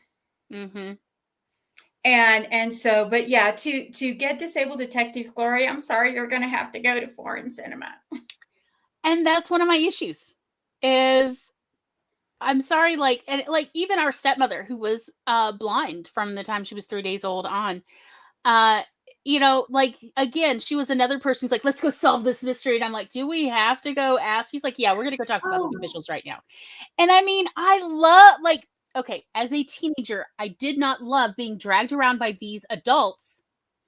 Yes. I did not enjoy being dragged around by these disabled adults. And while they are there to go get in people's faces and solve mysteries. As an adult, thinking back on my memories, I think it's adorable and I love it. But like, I guess part of that has to do with, it truly did alter how I thought about disabled adults, because that being my experience, like me having these variety of experiences with disabled adults who are like, let's go solve this mystery. Why is it this way? That's weird. Definitely gave me like this can-do attitude about disabled folks. Disabled adults do not wait for the answer to come to them. They go out and get it. And people, honestly, in real life, at least in America, don't seem comfortable having a disabled person in their face demanding answers and refusing to leave till they get answers. So they often give the answers just to get them to go away. It is a fascinating aspect of American human psychology, and I would love to see this played out more in stories. Let's say versus, like, all of a sudden I was reminded though of one movie we liked that was a murder mystery, crime mystery we enjoyed, from the 90s, Sneakers. Yes. Sneakers definitely had both so physical times, right? and neurodivergent. Yeah, that was the first time I ever saw a Braille monitor. And that was actually the very first time I ever saw a Braille monitor used. And I don't know that I've ever seen a Braille monitor used in media since. I mean, like, it's limited popularity because so few websites are able to interface with accessibility software. So there are issues why it's not more popular among those who can read Braille. Well, I think the push is it was easier to write the software to read the printed document than write the software to convert it to Braille text. Yes. Oh, it's also a lot of websites purposefully break with that kind of software, because it also makes it harder for people to access it if they are not paying and subscribe to it. Like, there's been a lot of discussion about why is it all of a sudden broken? And it's like, well, our new security stuff doesn't. And it's like, really? No, it's we didn't want to put the money in the Yeah.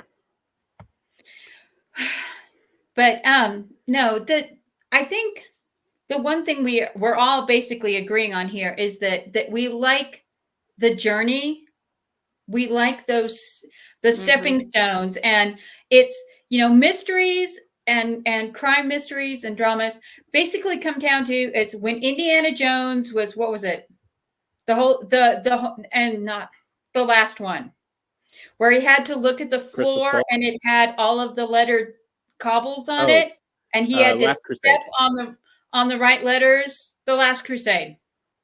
And he had to step, you have to step on the right stepping stone to get across, to get the answer. I love it when writers plagiarize themselves. I'm just saying it. Goonies.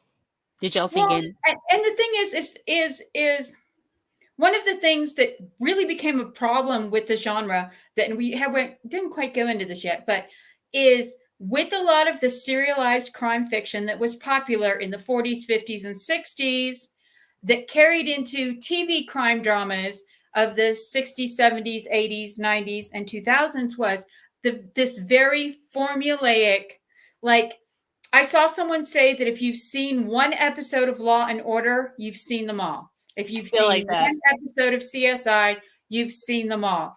Yeah. And it's very true in a sense of you have a deck of cards. Let's divide the cards into 5 piles. These 10 scenarios are your start point. These 10 scenarios are your midpoint. These 10 scenarios are your red herring. These 10 scenarios, and it becomes very formulaic. It's like you're looking at a musical, a clef, and the notes are going up and down, and depending on the notes you choose, but it's still the same piece of music. You're just changing the key. Yes. And that has been a problem with mysteries and the crime genre for a very long time. And it's like, you could say the same about Tom Clancy books. If you've read one of his spy thrillers, you've read all of his spy thrillers. I agree. Clive Cussler, my husband's favorite author. I really enjoy him. But his stories are very formulaic. They are. Very, very formulaic. And yes, he delves into some really cool ancient mystery stuff, which I love his solutions to these things. I would totally love in the last book he wrote, where the Egyptian pharaohs ended up in a side canyon of the Grand Canyon because they were looking for the land of the sun. I would totally love to think that happened. But it's just very,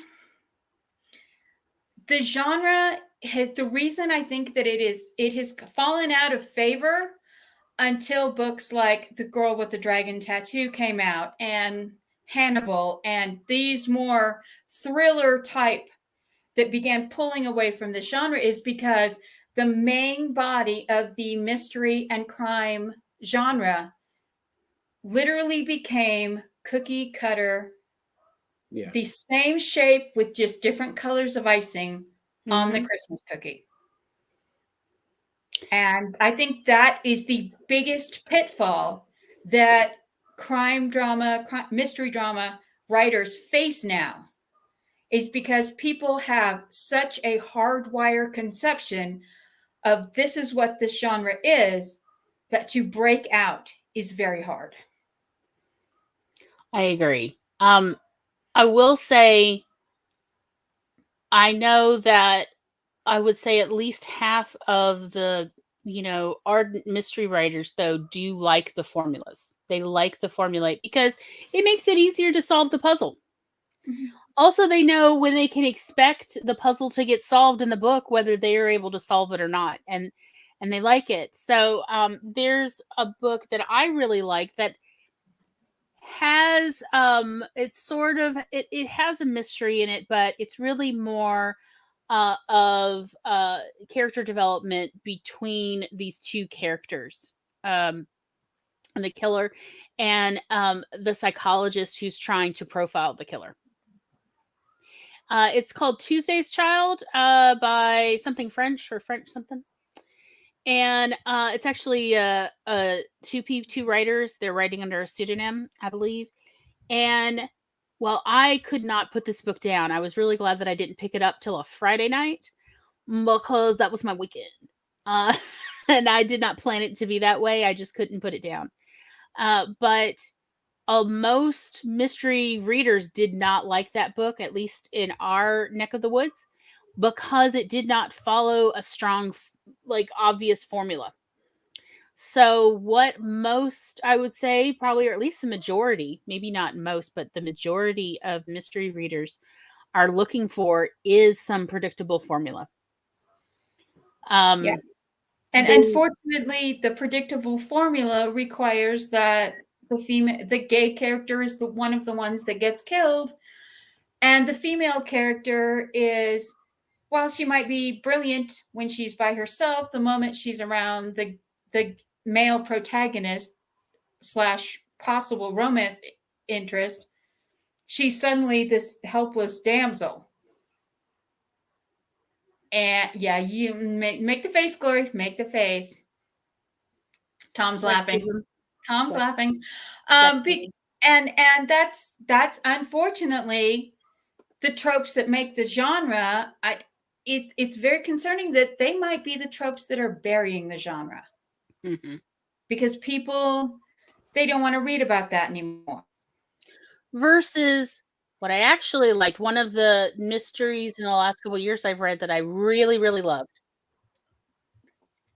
kind of became obsessed, and I've listened to it again because I actually listened to it as an audiobook rather than a book, is an anthology series called Mystery Midrash. And it is actually a series of short stories. What I liked about it is it wasn't that predictable.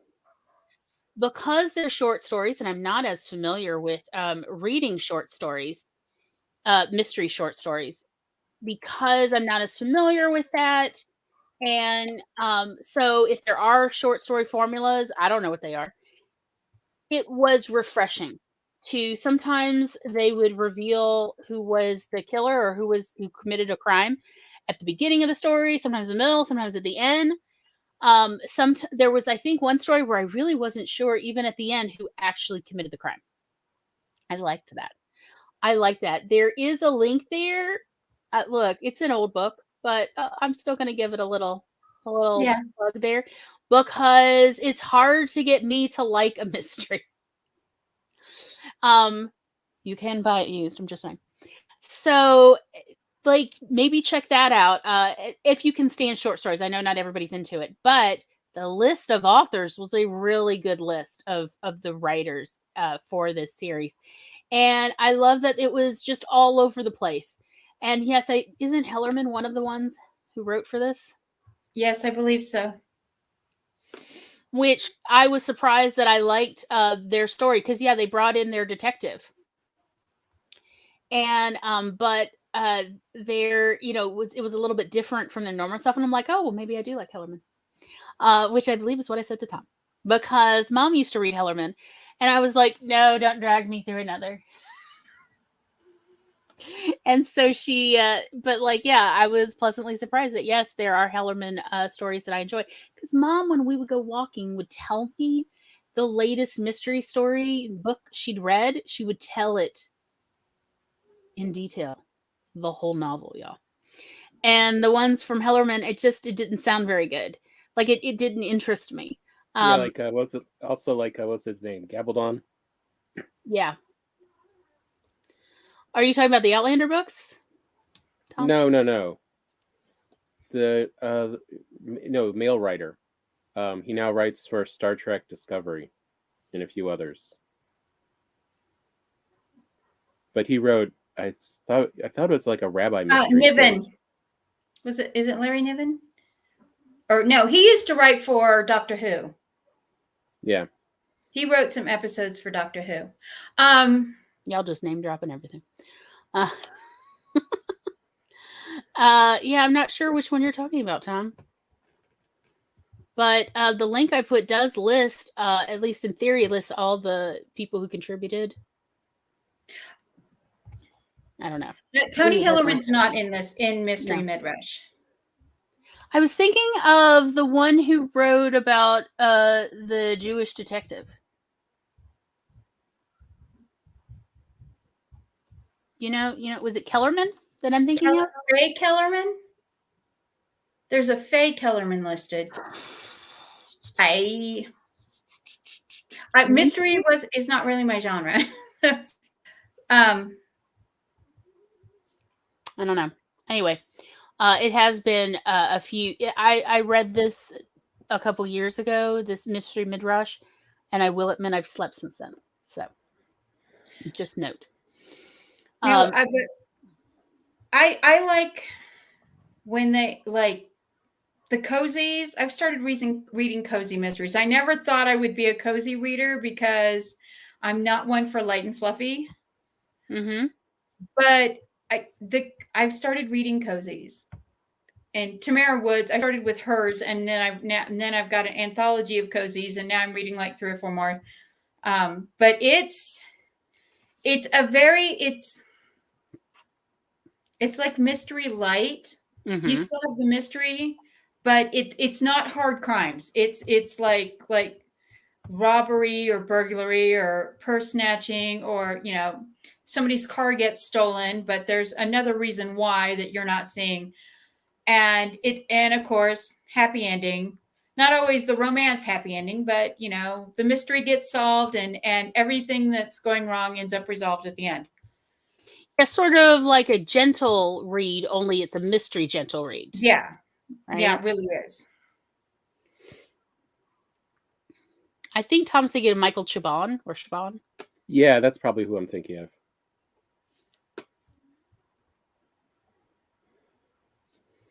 I don't know.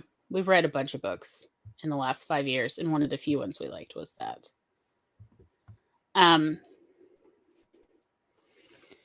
But anyway, I think probably now is a good time to do another bio break. And when we come back, we will brainstorm solutions, possible solutions, and final thoughts. So stay tuned, y'all. I'm gonna click on the links.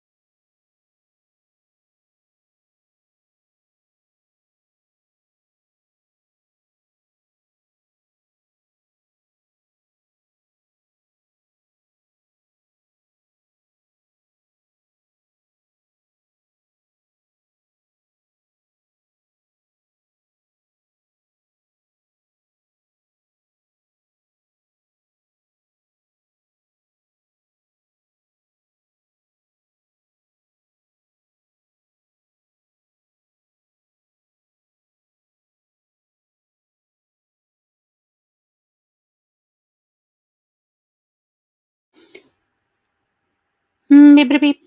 Mibbity beep. Mibbity beep beep beep. Boom.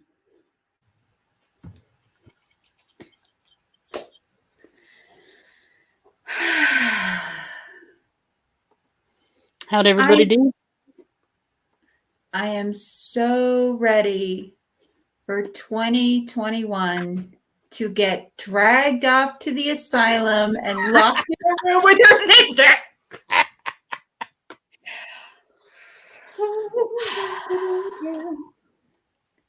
Yeah. It's been a wild year, y'all. Okay, this to be fair, this is ginger ale. Yeah. But it's the same color as whiskey, and you're feeling it, huh? Oh, I'm. Yeah, I guess mine is too, because like it's a Celestial Seasonings lemon ginger, and there's also Tummy Tamer. Lemon Singer. Yes, I love that one. And it does look like whiskey now that you mentioned it. Yeah. Tommy drinking. I made a call, took a call, and worked more on Hold My Latte 2022. Nice. And I'm trying to do rough scripts for the videos I need to make this week before I leave to go visit the middle minion. Yes. Because I will be in Alabama for my book launch day. Actually, we'll be on the road coming back from Alabama on my book launch day. So it's just like. Are you driving through the northern part or the southern part of Alabama? Alexander City.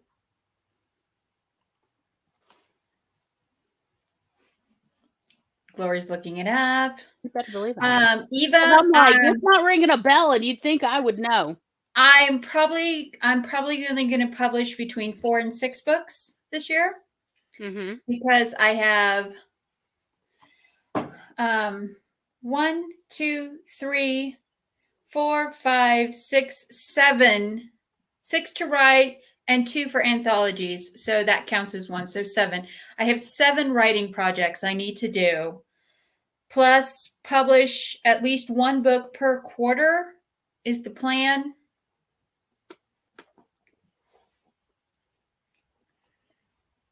I have 2 million words in the bank. I can do what I want.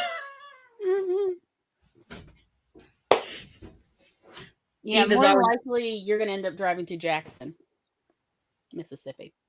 That's literally, I'm just looking for person. Well, we're going to Kansas City to stay with Glenn's brother.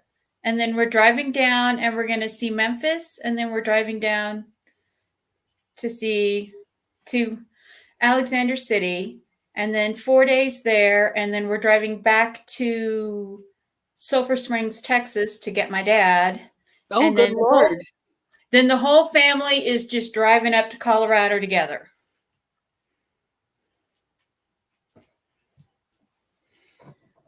It's a lot of riding, I'll say that. Before we go much further, I want to go ahead and acknowledge, thank you so much, Eva, for the super sticker. So sweet. Thank you. You did not have to do that, but I definitely appreciate it. Your very first sticker. My very first sticker. I'm so glad it was Eva. Like, just feels right. So, yes, I didn't want to get much further without talking about that. Yes, we got monetized so quickly. It was like, what? But I'm not criticizing that. I'm just saying, like, I wasn't expecting. That's why I wasn't planning actually to say anything today. You know what surprised me? I dumped my new book on Vella, my December launch for Vella. And they I'm already approved. All the chapters are approved. Nice. And I just put them in last night. I was like, wow, I'll take that. Thank you. Yeah. Amen. Eve asked, how many books is the goal for Hold My Latte? 4 to 6. I'm planning on, I'm not going to go crazy like I did last year and do 6 books in 6 months. 1 book a quarter, I think, is what I'm going to be publishing goals, but I'm already slated for 2 anthologies. And then the Vella stuff will be separate. Mhm. I have a new book every 1 or 2 months on Vella. Yeah. So, but again, the Vella stuff is just, I'm just editing because those books are already written. Mhm. And right now they're for free on the rough drafts are free on my Inkit, Mhm. but 30 days before they go, the edited version goes on to Vella. I have to pull them off of Inkit. Mhm. Kat says most of her chapters on Vella get approved in under 12 hours. See, they say 72 hours, and I know a lot of writers who they're hitting 2-3 days before they get their approval. Mine, I got to be honest, mine is about 3 hours. Mine usually get approved in 3 hours every time I submit a new chapter. Granted, mine are usually under 1,500 words each chapter. So I could see like longer chapters taking longer to get approved. But, as I said, mine are usually between 1,000 and 1,500 words. I put up 12 chapters. So I expected it to take, a little longer this time. And I did it last night. I think I finished. It was like midnight when I finished. And then this morning when I got up, I had the email that they were already approved. So, but I don't know. I know a lot of people are having problems with Vella. A lot of writers have abandoned Vella.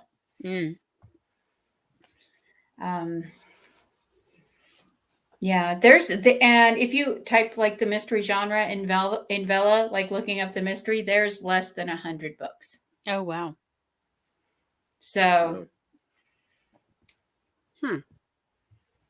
and hello, hi, Spence. How's your stream with Chloe? Is it Chloe or Chloe? Chloe?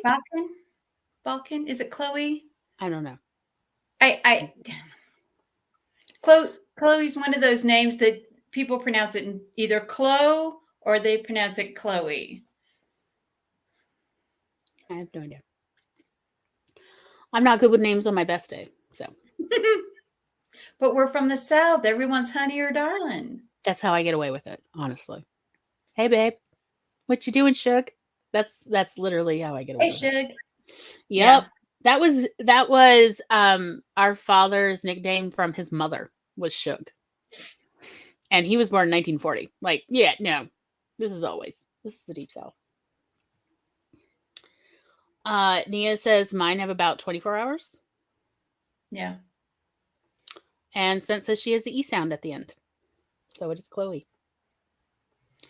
So here we are at the top of the third hour, brainstorming possible solutions and final thoughts.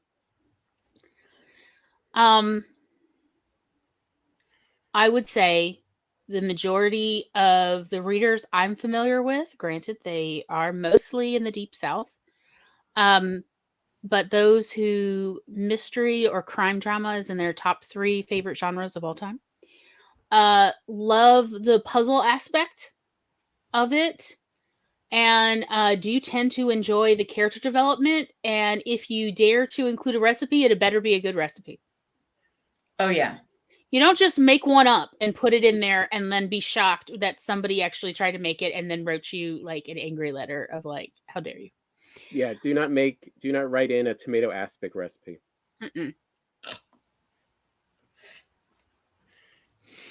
So, I would say, yeah, there's nothing wrong with putting a recipe in. Absolutely. Put in multiple recipes, but make sure that you tested them out and that you then had somebody who's not good at following instructions test out your recipe without you around and that it was still edible.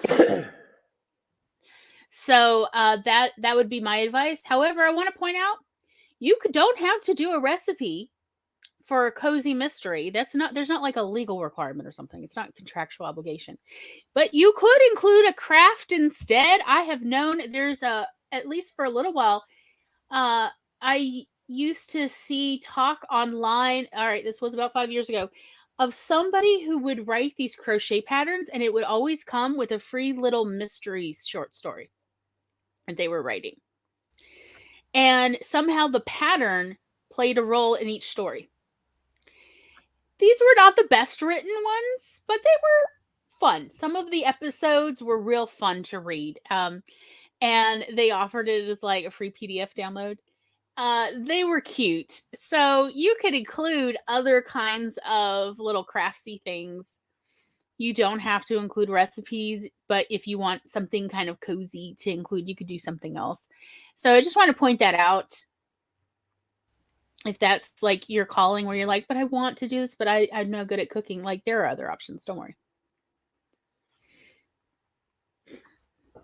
Talk about how to do hand puppets theater. How to make like little finger puppets. Remember, if anybody's ever had to teach Sunday school, you know all about felt finger puppets. Kat swears she's not planning yet another book series, and no one believes you.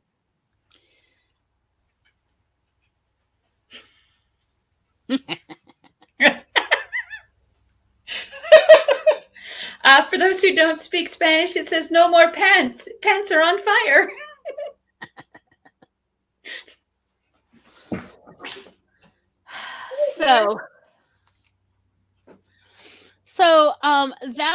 That is what I know about mystery readers is what they're looking for. They are like wanting, you don't have to actually follow a formula. So what you need to do instead is foreshadow, because they do want a certain level of being able to guess some of it right, so that they feel like they're doing okay in following the puzzle. So if every time there's a new clue revealed and they're like, wow, I didn't see that coming, they're not going to be as incentivized to keep reading. The way you get around that, if you're not following any particular formula, is you foreshadow before. Like, you can honestly foreshadow the chapter before. I have been known to read about people foreshadowing at the beginning of the chapter and the clues revealed at the end of the chapter. So it's totally fine. And that is a way to get around not following a formula, but still wanting your reader to feel like they are like guessing good and they are able to follow this puzzle. And even though they're not able to really stay ahead of the writer, they still feel like they're accurately predicting. So that would be my recommendation.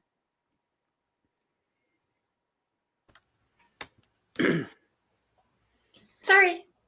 Yep, that's good. Anyone else have brainstorming possible solutions or final thoughts? I think, you kind of had it earlier, though, about like the way you were thinking about using that couple who both had cerebral palsy and doing mysteries of, we've done almost every kind of profession solving mysteries and crime. If you have family who have, day-to-day situations that impact their life, include that in a mystery. That will be something people will be very curious about. Of, well, how do they then, solve it? I mean, I feel like they haven't done enough of the how does a soccer mom solve mysteries? I don't know, Tom. How does a soccer mom solve mysteries? In between all of the tax things she does. In between all the soccer games and orange slices and sitting in her tailgating chair watching children play soccer badly. I mean, can't you just see a soccer mom at a game, like subtly interviewing suspects? Oh yeah, though that would until be the PTA until the murder, mystery. until The homeowners association mysteries. Well, until the Murder She Bakes mysteries and what was it? Murder She Bakes, and there was one other, Aurora Tea Garden, and there were three of them. Oh, there it is. Thank you. All of the women detectives for a long time were these much, much, much older women. Right? Yes, very much retired. Very much without retired. Much family. Is my favorite series Queens of Mystery. Well, I love actually 3 TV movies with 3 different mysteries in it, and with 3 nosy aunts. I love it so much. I've like binged it so many times. Well, it like in stuff you'll see younger men solving mysteries, The new CIA agent or the young detective, or you see the younger men, but you don't see younger women until just recently. Yes. And it's like Nancy Drew, she founded this genre for women, and yet don't get me started on the new Nancy Drew mysteries. Just don't. I happen to know that Kat is series binging or that the and book? loves it, Maggie.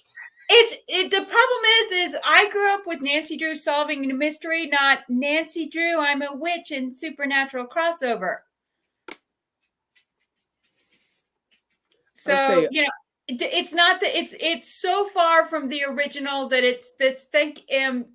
they just bought the name so they could use it. Yeah.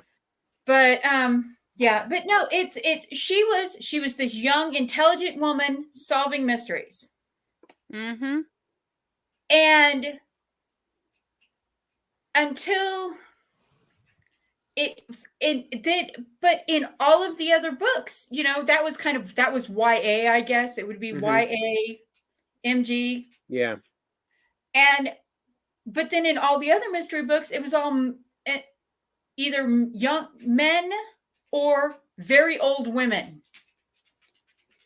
Which is why I love the Franny Fisher mysteries so much, because Franny was feisty. And I keep praying that there's going to be another season of Franny Fisher mysteries, but COVID killed the next season of Franny Fisher mysteries. Did you see the new reboot they did set in the 60s and they killed off Franny?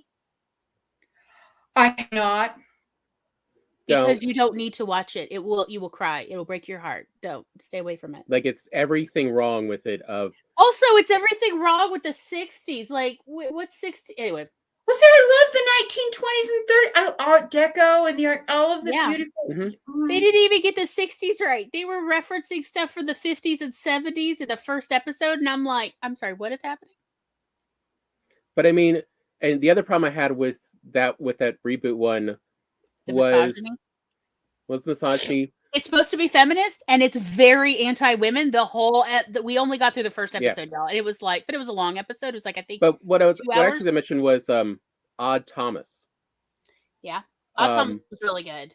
Where Odd Thomas goes against the usual grain, where the police are not against are not against Thomas, and you're wondering like, well, how are you going to have a story? It's because Odd Thomas has so many other things against him to begin with. That's why we don't have the cops against him. Is you can only have so many things pressing against your hero for them to overcome before it is overwhelming. And I saw kind of the opposite in the Franny Fisher reboot in the 60s, where you had things pressing against that there was no reason. It didn't need to have that element.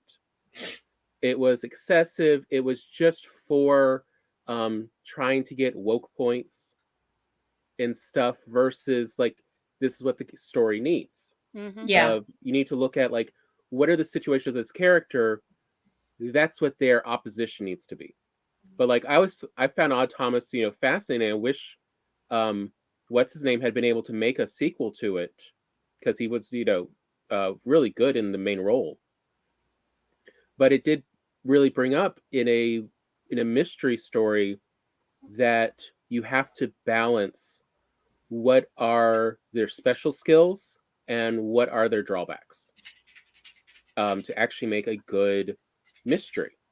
You can't have someone who's a super genius and it's just an obvious, follow point A, B, C, D, E down the line. There's no problem for them. Well, it's Sherlock syndrome. You have to be very, very careful. And Poirot had the same problem. The two archetype male detectives, and it was the aha moment.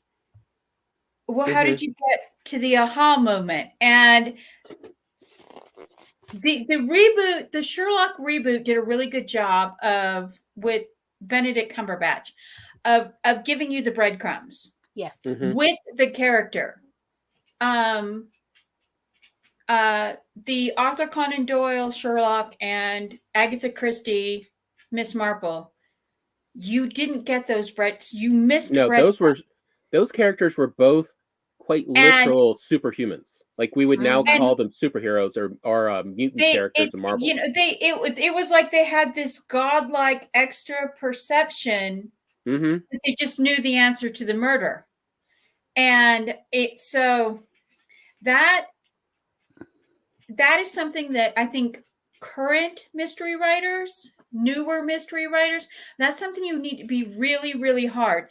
And okay, in Pagosa Cliffs, in one of my in Windswept Stars, when they're trying to figure out who is buying all the properties, and they're getting all of these different variations of the name, that the words that basically mean beautiful home, and they're in like different languages. Well, several of the companies appear to be Chinese, and so they needed someone who spoke Mandarin to call and find out. You can't just go, oh, well, I speak Mandarin, and have like no explanation how this character that you've never known spoke. How do you speak Mandarin? Let alone read it.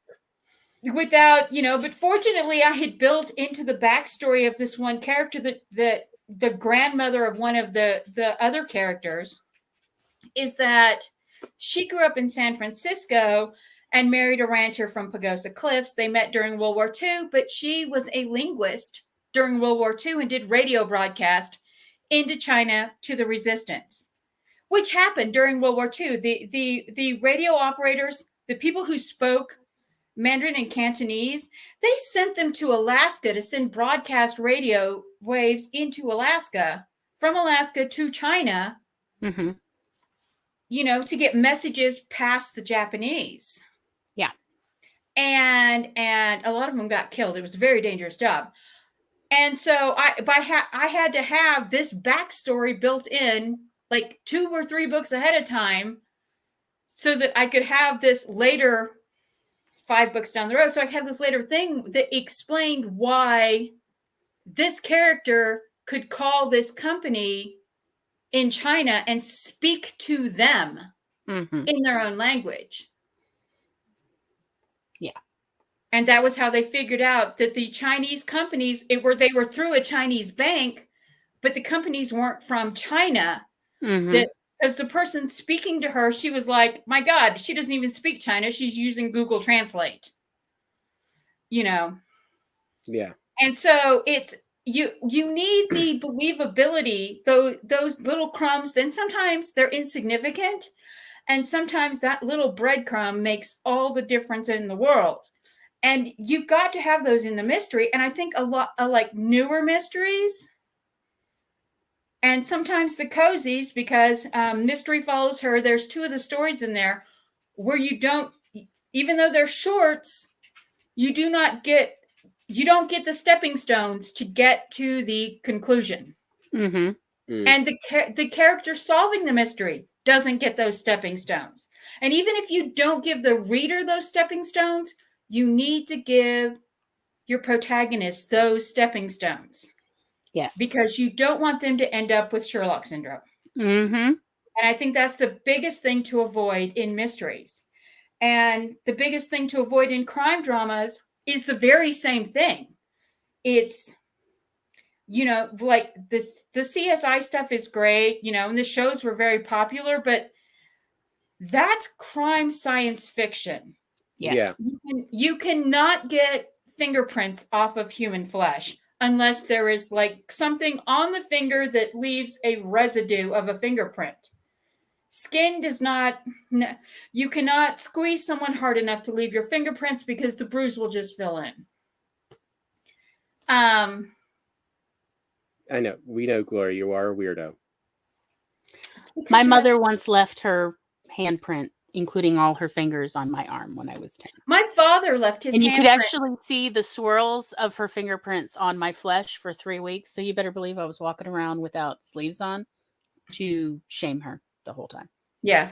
My father left his handprint on my face, but it was the outline of his hand and not his fingerprints. No, you could literally see the swirls of my mother's fingers. And it was like, all I would say was, how hard do you have to grab one of your children to leave your fingerprints on them, mother? And she's just like, versus, I mean, I have to admit, like, I like Law and Order because they show that the day-to-day things detectives do are what allows them to solve these cases. Mm-hmm. You know, they just walking around, talking with people, visiting, and how they lead to little details and clues. Yes. Well, and it makes it a lot more believable. Yes. Than the CSI one, where it's what a coincidence, or everyone's always favorite, the infinite resolution images. Yes. Yeah. Nobody can get a license plate off the reflection of somebody's iris. Yeah. Well, it's and the quality of most of these security cameras they're getting these images off of don't even have the resolution optics to get a clear picture 10 feet away, let alone this car 100 feet up the road. One of my real pet peeves in real life is, what is the point of your CCTV if it is not even a high enough quality to convict somebody committing a crime against your CCTV? Like, why are you buying such crap hardware that you can't even see the person's face clearly who is staring at the camera like a... Yes, but they can get a very good picture of the owl sitting on the thing next to the CCTV camera pecking at it. Have you seen that one? No. The CCTV camera's like going jerk, jerk, jerk. And so they turn the camera and there's this owl. Yeah. No, it's my problem with CCTV and actually, when I was watching the series Shetland, it's a BBC series set in the Shetland Islands. Mm-hmm. I was watching Shetland, and they literally watched a crime happen and it literally showed what was the problem with CCTV was the person committing the crime did not care they were being filmed. The police were watching the crime happen, and they couldn't get anyone there, and there was literally nothing they can do as a person was murdered. Yeah. And it's like, if you have someone who is intent on committing a crime, they're not going to care if they're filmed. I mean, a few years ago, everyone had a fit because, we're in the surveillance society and you're on 5 to 20 cameras at any given moment in the city. That blew over so fast, no one cares. No one cares anymore. Literally, if you've got a cell phone, you're carrying your personal tracking device in your pocket or your purse. Mm-hmm. Mm-hmm. Yeah. And they're like, we pinged you off cell towers and blah, blah. Yeah, well, yeah, you can ping you off and of several thousand other people at every second of every minute, every day. Yeah, the distance between the cell towers, if you're pinging off one cell tower, you need three. You need 3 different cell towers to triangulate within 100 square feet, or something like that. It's about, nowadays, if we're talking about digital towers, not analogs.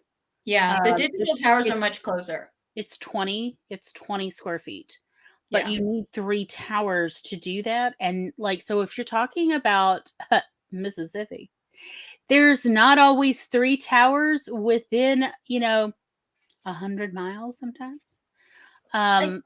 If you're talking about, the mountains, the Western mountains, again, you're not going to have enough tower coverage to actually triangulate somebody. Yeah. Or the Appalachians either. You're not, if you're talking about mountains, you're not going to. And they often leave out in these shows that a lot of it is circumstantial evidence. Yeah. It doesn't actually prove anything. is not as likely. If somebody has a good lawyer, it's not as likely to convict. The jury will not, because it's circumstantial. It could have been anyone, and all the jury's thinking, but what about me? I could be convicted of a lot of these, just wrong place, wrong time. A lot of these, unless of course your criminal that is being that they're prosecuting is black, in which case well, a lot of these times they end the show with the arrest of the criminal. They don't show the trial. They don't show how half, they have this kind of carpet in their car. Well, so do 100,000 other vehicles, literally in our state. I would, however, while we're talking about circumstantial evidence, may I please bring up my favorite circumstantial evidence that is convictable, and that is glitter.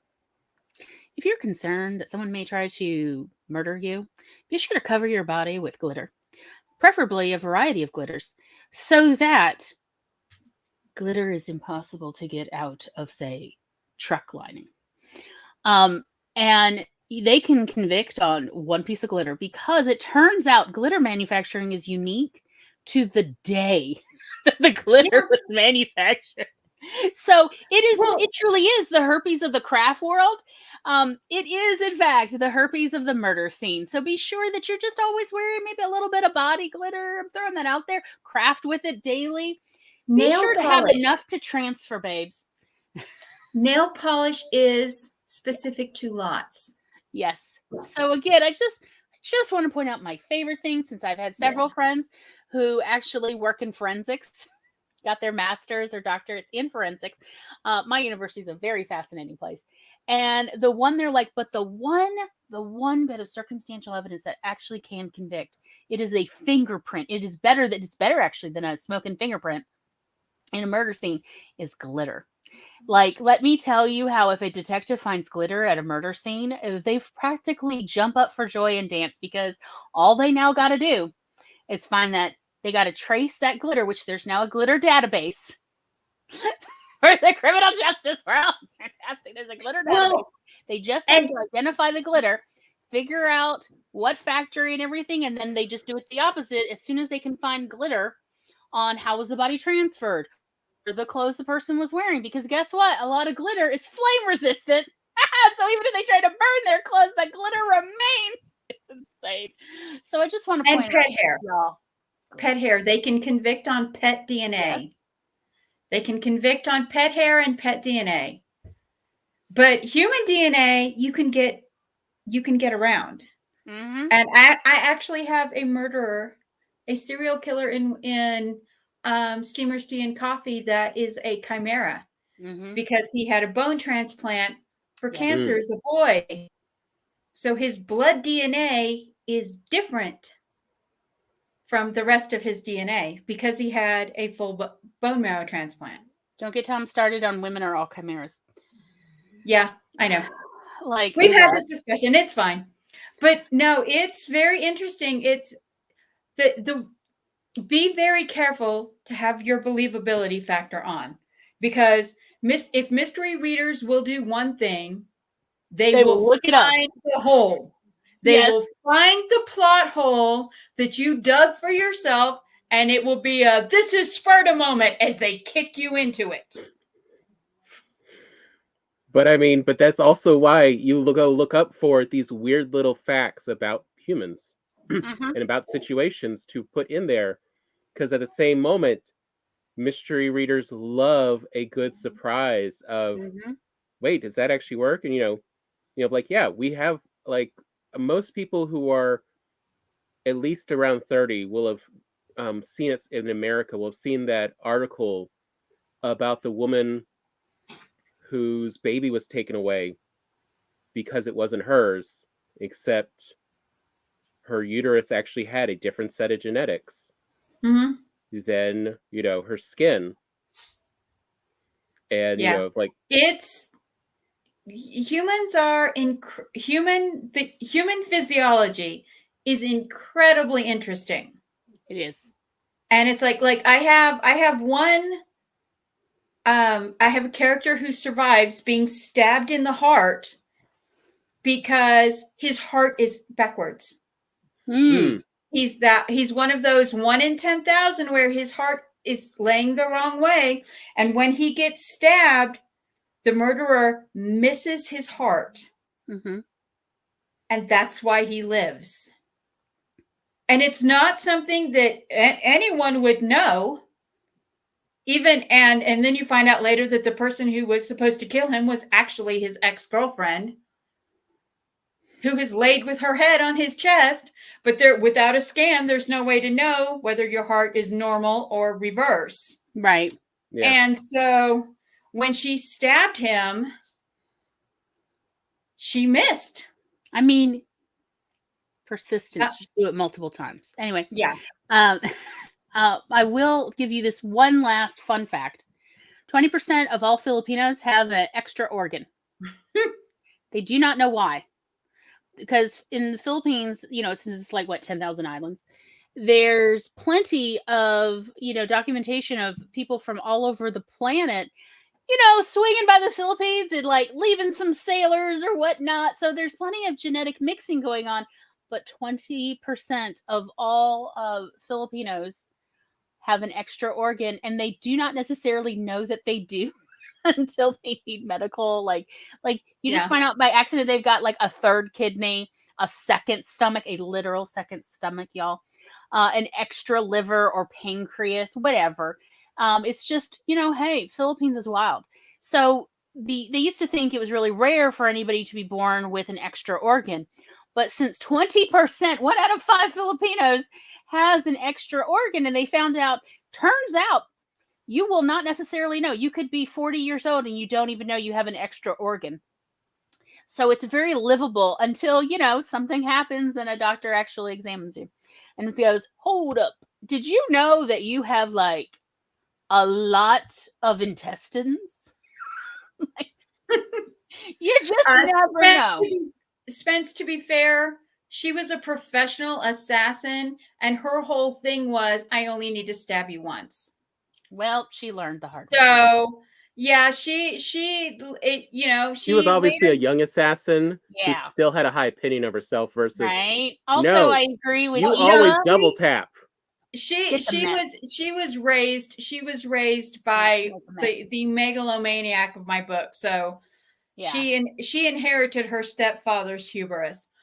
Get you every time. So, but one of the things is I think my hot take is mystery and crime. Know your details. Try and push out of the tropes. Do not make your damsels helpless. Or all evil. There's no good women in your story. It's either you're the helpless woman or you're the homicidal woman. Right. I'm so tired There's of more than two. There's more than two female. And you could be good and be a good dresser. I'm throwing that out there. Okay. Controversial. Yeah. You can be a good, compassionate person and also be a snazzy dresser. Well, this goes back to the whole criminal thing, that about all criminals were ugly. If you're an ugly person, and that is somewhat an echo of the Hays Code. And some of it is just societal prejudice of like, but now we're on this thing where we have the beautiful criminals, and the prettier you are, the more sociopathic you are, and it's like this convoluted algebra equation about it's like, what was the Beauty Queen murders? What was that? I can't remember the name of that movie. It was it's about Sports Illustrated. It was the Bikini Murders. I think she's thinking of a different one. Was it on an island? Queen. No, it was. It took place in Texas. Are you talking about Miss Congeniality? No, there was a Beauty Queen murders movie. Wasn't it actually based on a real story? Yeah. And then they made one of the two brothers who make comedies made a movie about this girl who wanted to be the next Barbara Walters, and her rival whose mother couldn't be the beauty queen because she was pregnant. And turns out there's also a serial killer, beauty queen killer. Yeah.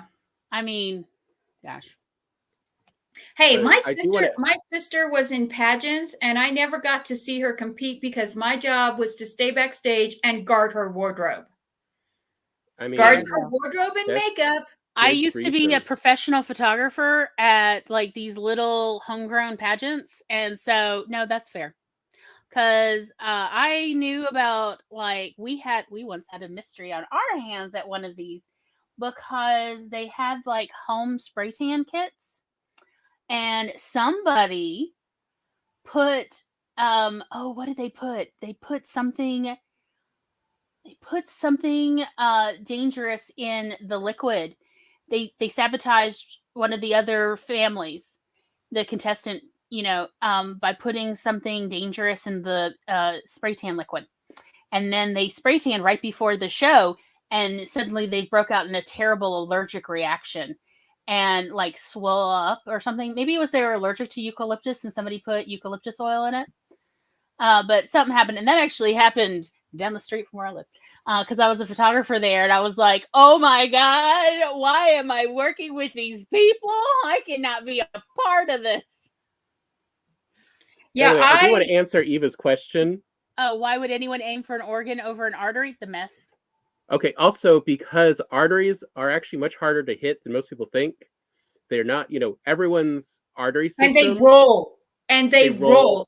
If you stab someone, the artery will literally move out of the way. Versus you stab a liver, a pancreas, one of the big organs. You get one of the ventricles. It's gonna bleed.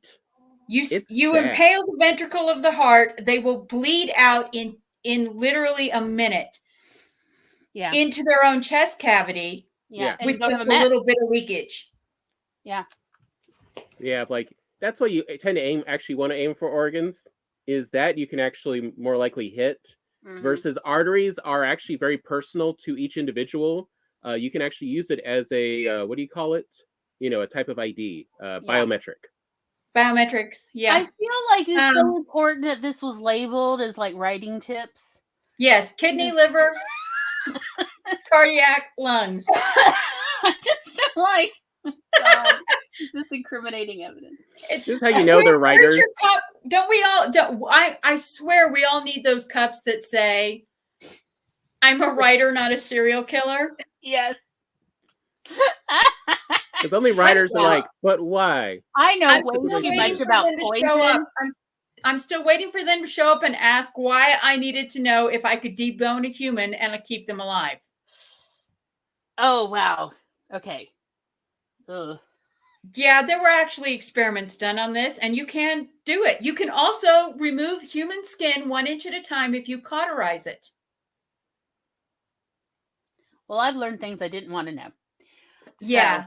Yeah. So yeah. So be sure to let your personal FBI agent know you're researching a book, not a murder.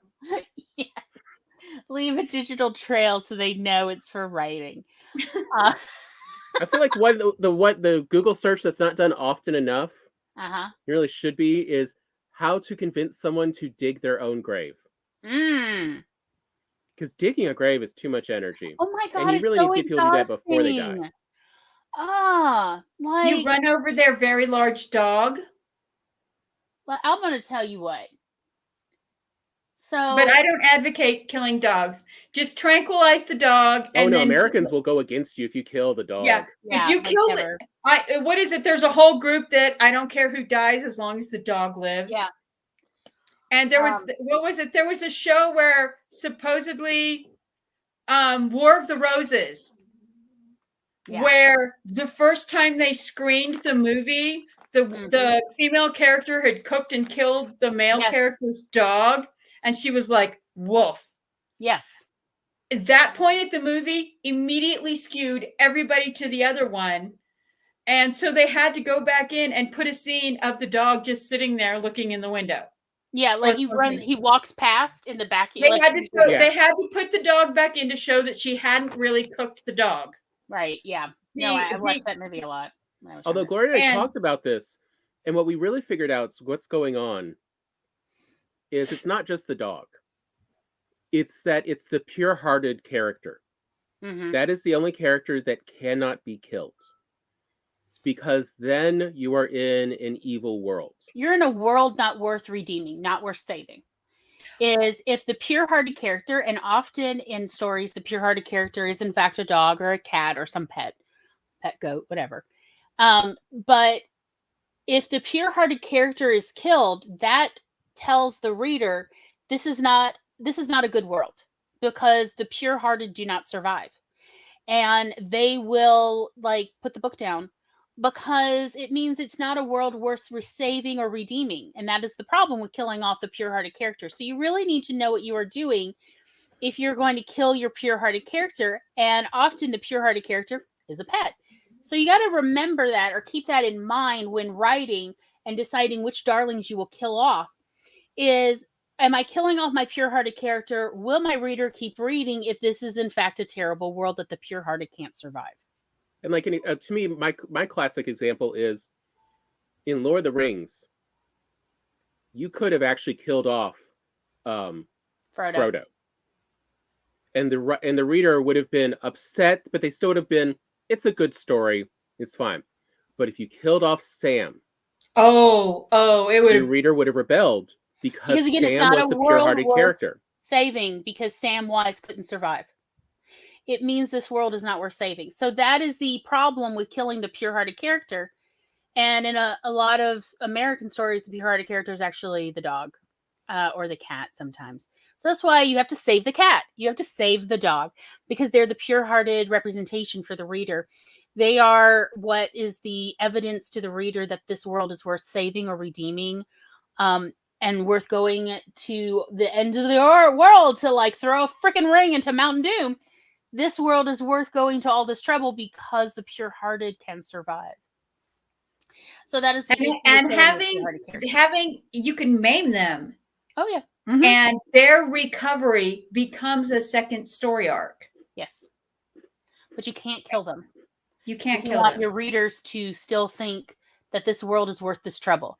And if this world is not worth this trouble, then why are they still reading it? And if you, as well as if you maim, but if you have to be careful about maiming them mentally, because if they lose that pure-heartedness, and you don't have another character to replace the pure-heartedness, role, they will again go, oh, this world's not redeemable. Look, it will even turn.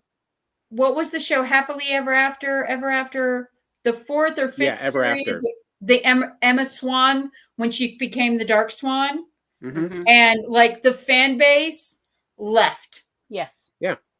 The fan base left. So, I mean, there are certain do's and don'ts you need to be aware of no matter what you're writing, no matter what genre. And one of them is to always be aware of which one of your characters is the pure-hearted character to the reader. Not to you, the writer. Because if you haven't illustrated that character as pure-hearted, the reader will not be the one to think that they're pure-hearted. And you can have a broken character who has addictions, who has issues. They can be your pure-hearted character because their heart's intent is the thing that your readers will connect with. Oh, he's an alcoholic, but he really is a really, really good guy.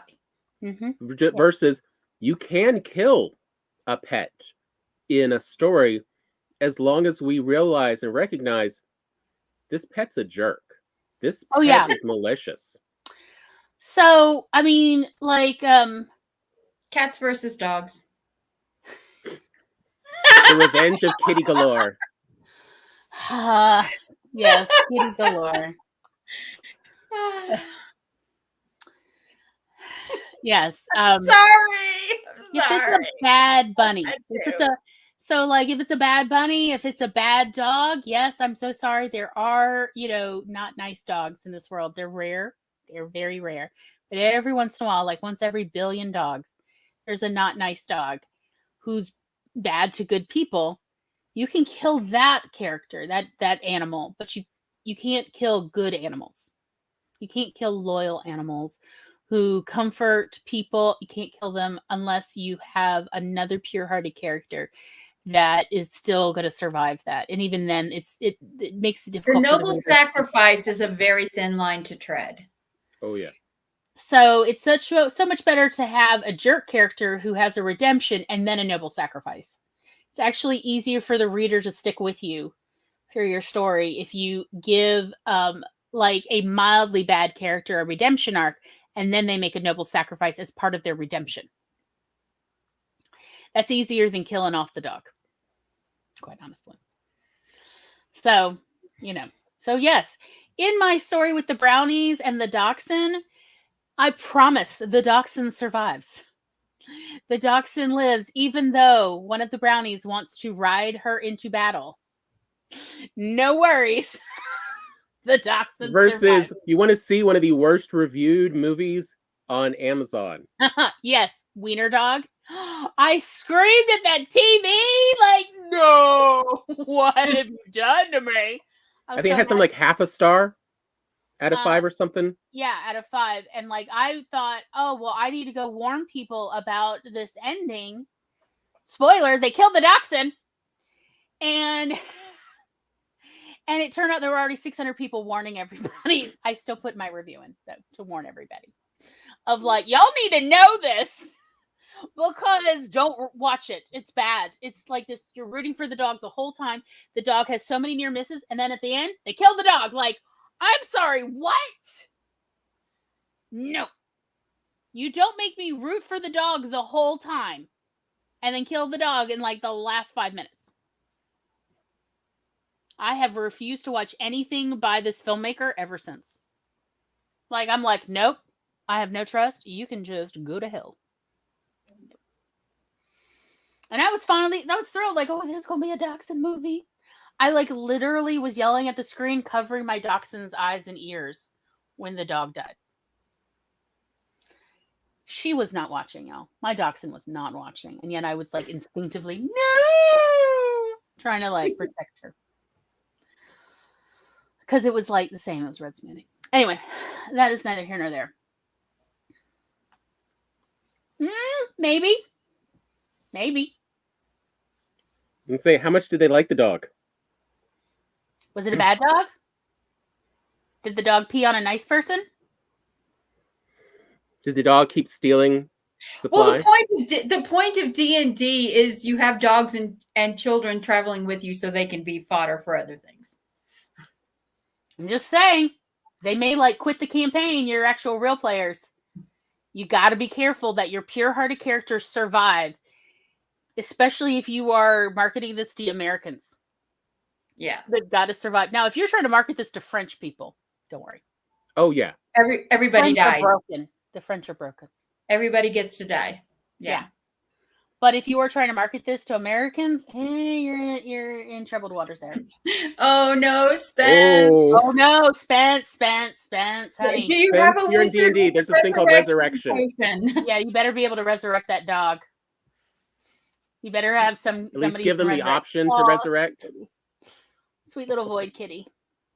Yes, this is Cole. I don't know where Cinderella is, but the entities of the entities of darkness, as we call them, 2 perfectly black kitties with no white on them.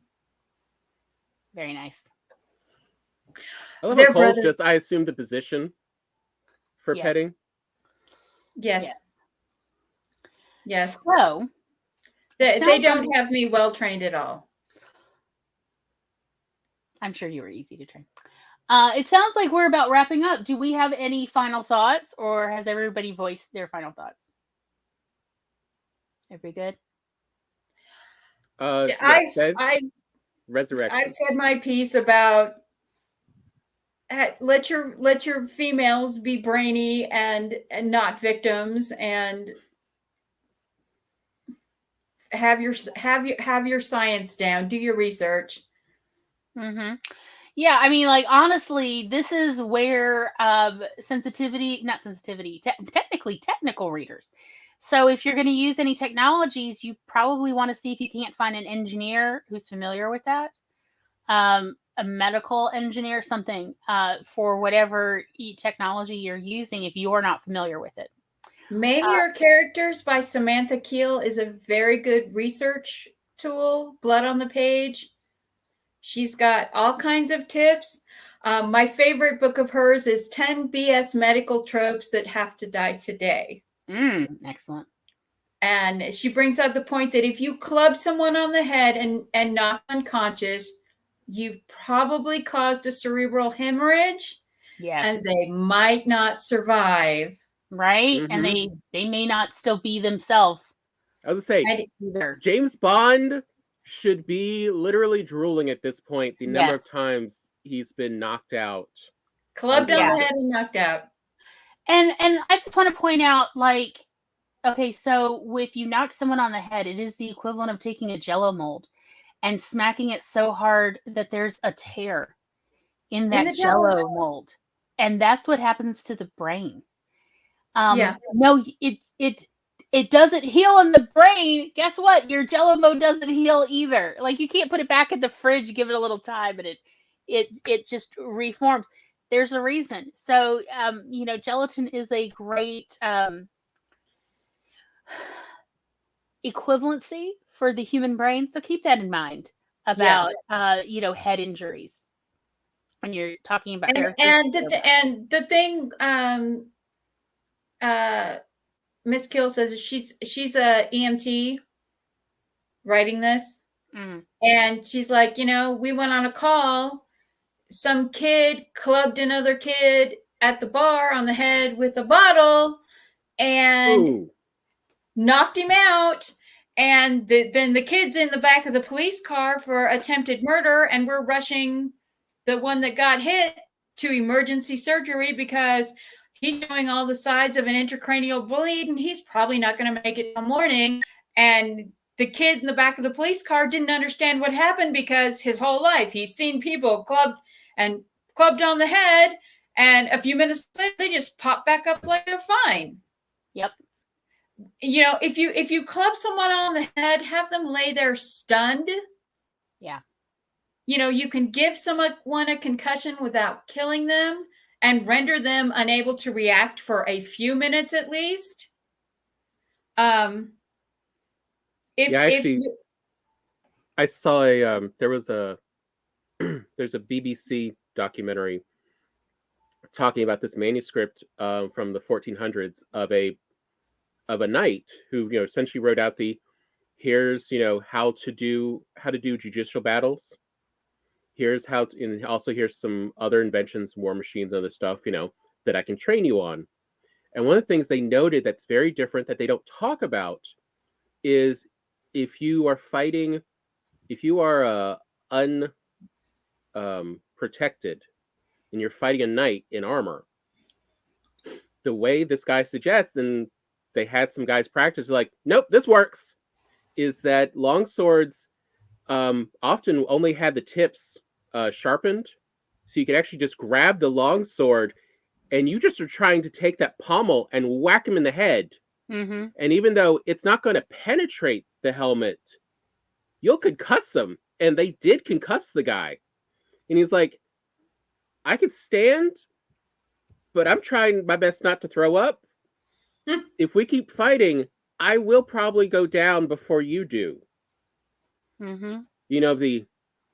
Getting concussed does serious more to people than they ever talk about. Yeah, and like another thing is, if you shoot someone, unless you hit the golden zone or where they automatically go into cardiac insufficiency and their body goes into shock. If you have to hit one of those two places. If you shoot someone, they've got a couple of minutes, they can shoot you or stab you back. And that's something, hi Colin, that's something you need to think about because, and another thing is like I had a character get shot in the chest plate of his body armor, and he had to sit there for a minute going, oh yeah, you're going to get winded. Because he got hit with a 45 caliber round. Right. And that's another thing. That's another thing you need to think about. You can shoot some, depending on the caliber of how technical you get, you need to know what calibers and how deep they will penetrate. Tom, don't you have a resource? You have a big muscular guy. You can shoot them with a 22 caliber gun, and it's not 22 really ain't gonna do jack. It's going to poke them. Short from more than 10 feet will be deflected by a blue jean jacket. Yeah, like a blue jean jacket, y'all. Ain't gonna do jack. You need to, when you're writing your crime drama and you're like, oh yeah, they were shot with, from so far away with this caliber of gun. You're like, were they naked?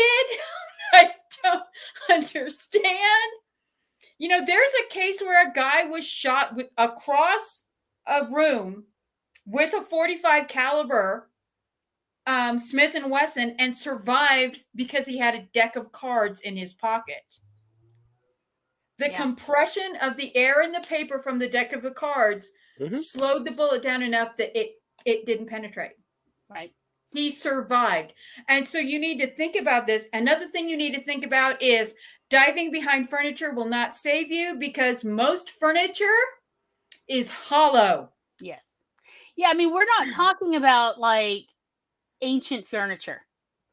No. Like this is not carved pieces of wood. We're talking about if it's light enough for two people to move, then it will not save you. You need furniture that might as well be fused to the ground. It's so heavy.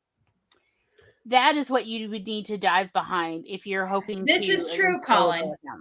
This is true. You can angle a 22. In fact, in the 40s and 50s, the preferred way for mafia hitmen to kill someone that was quiet was they would double tap a 22 round in the back of the head and just let it bounce around their skull.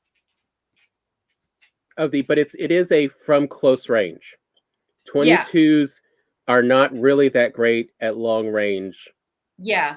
And that's like, I talked with I learned all this from the hardest part of the human head right here. And when I say hardest part, I mean literally the skull is very thick.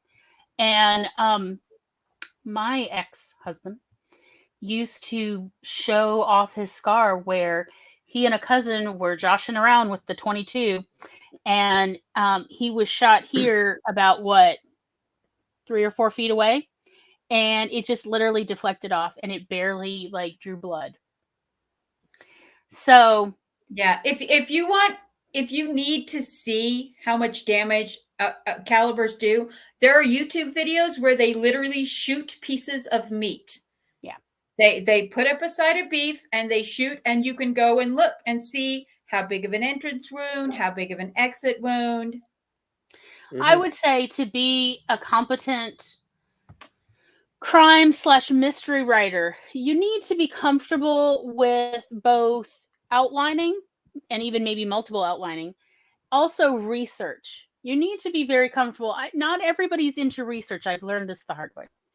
But if you want to not get a lot of angry letters from readers who refuse to ever read anything you write ever again because you burned them, you do need to be willing to do research. You need to be willing to seek out experts and ask them, hey, does this sound plausible? It's not that it takes a year to research. This stuff does not take, especially with YouTube now, it's wonderful. But you need to be willing to do the minimum level of research. So if you're not that kind of a writer, if you just like to pants it, if you never make travel plans before you leave your house to go on a week-long trip, and you're like, we'll just find a place when we're ready to stop. If you're that kind of person, I would not recommend crime and mystery as your genre of choice necessarily. I mean, it doesn't mean that you can't. It just means you may need to at least have access to people that you could just hey, I got a question, which is a form of its own research. It's just, you need to be willing to do something. This is sometimes where lack of details really helps. If you have some general sense of this is how you want to use it, of you can just say they got shot and this was, the result of that shot. Or what was your this is how you get around people getting so big about what that's not the way the gun when in is. Doubt, say it's a modified gun.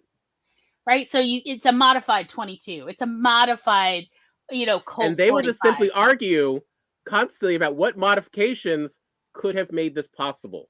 But they won't hate you as the writer. So the way you get around your lack of gun knowledge, if you just really need a gun in this story, just like with cars, just say it's modified. Right? They will figure out the modifications necessary, and you'll be like, "Oh, that's really interesting." Yeah, just like that. If you want a Smart 2 to do 100 miles an hour on the highway, that sucker's modified.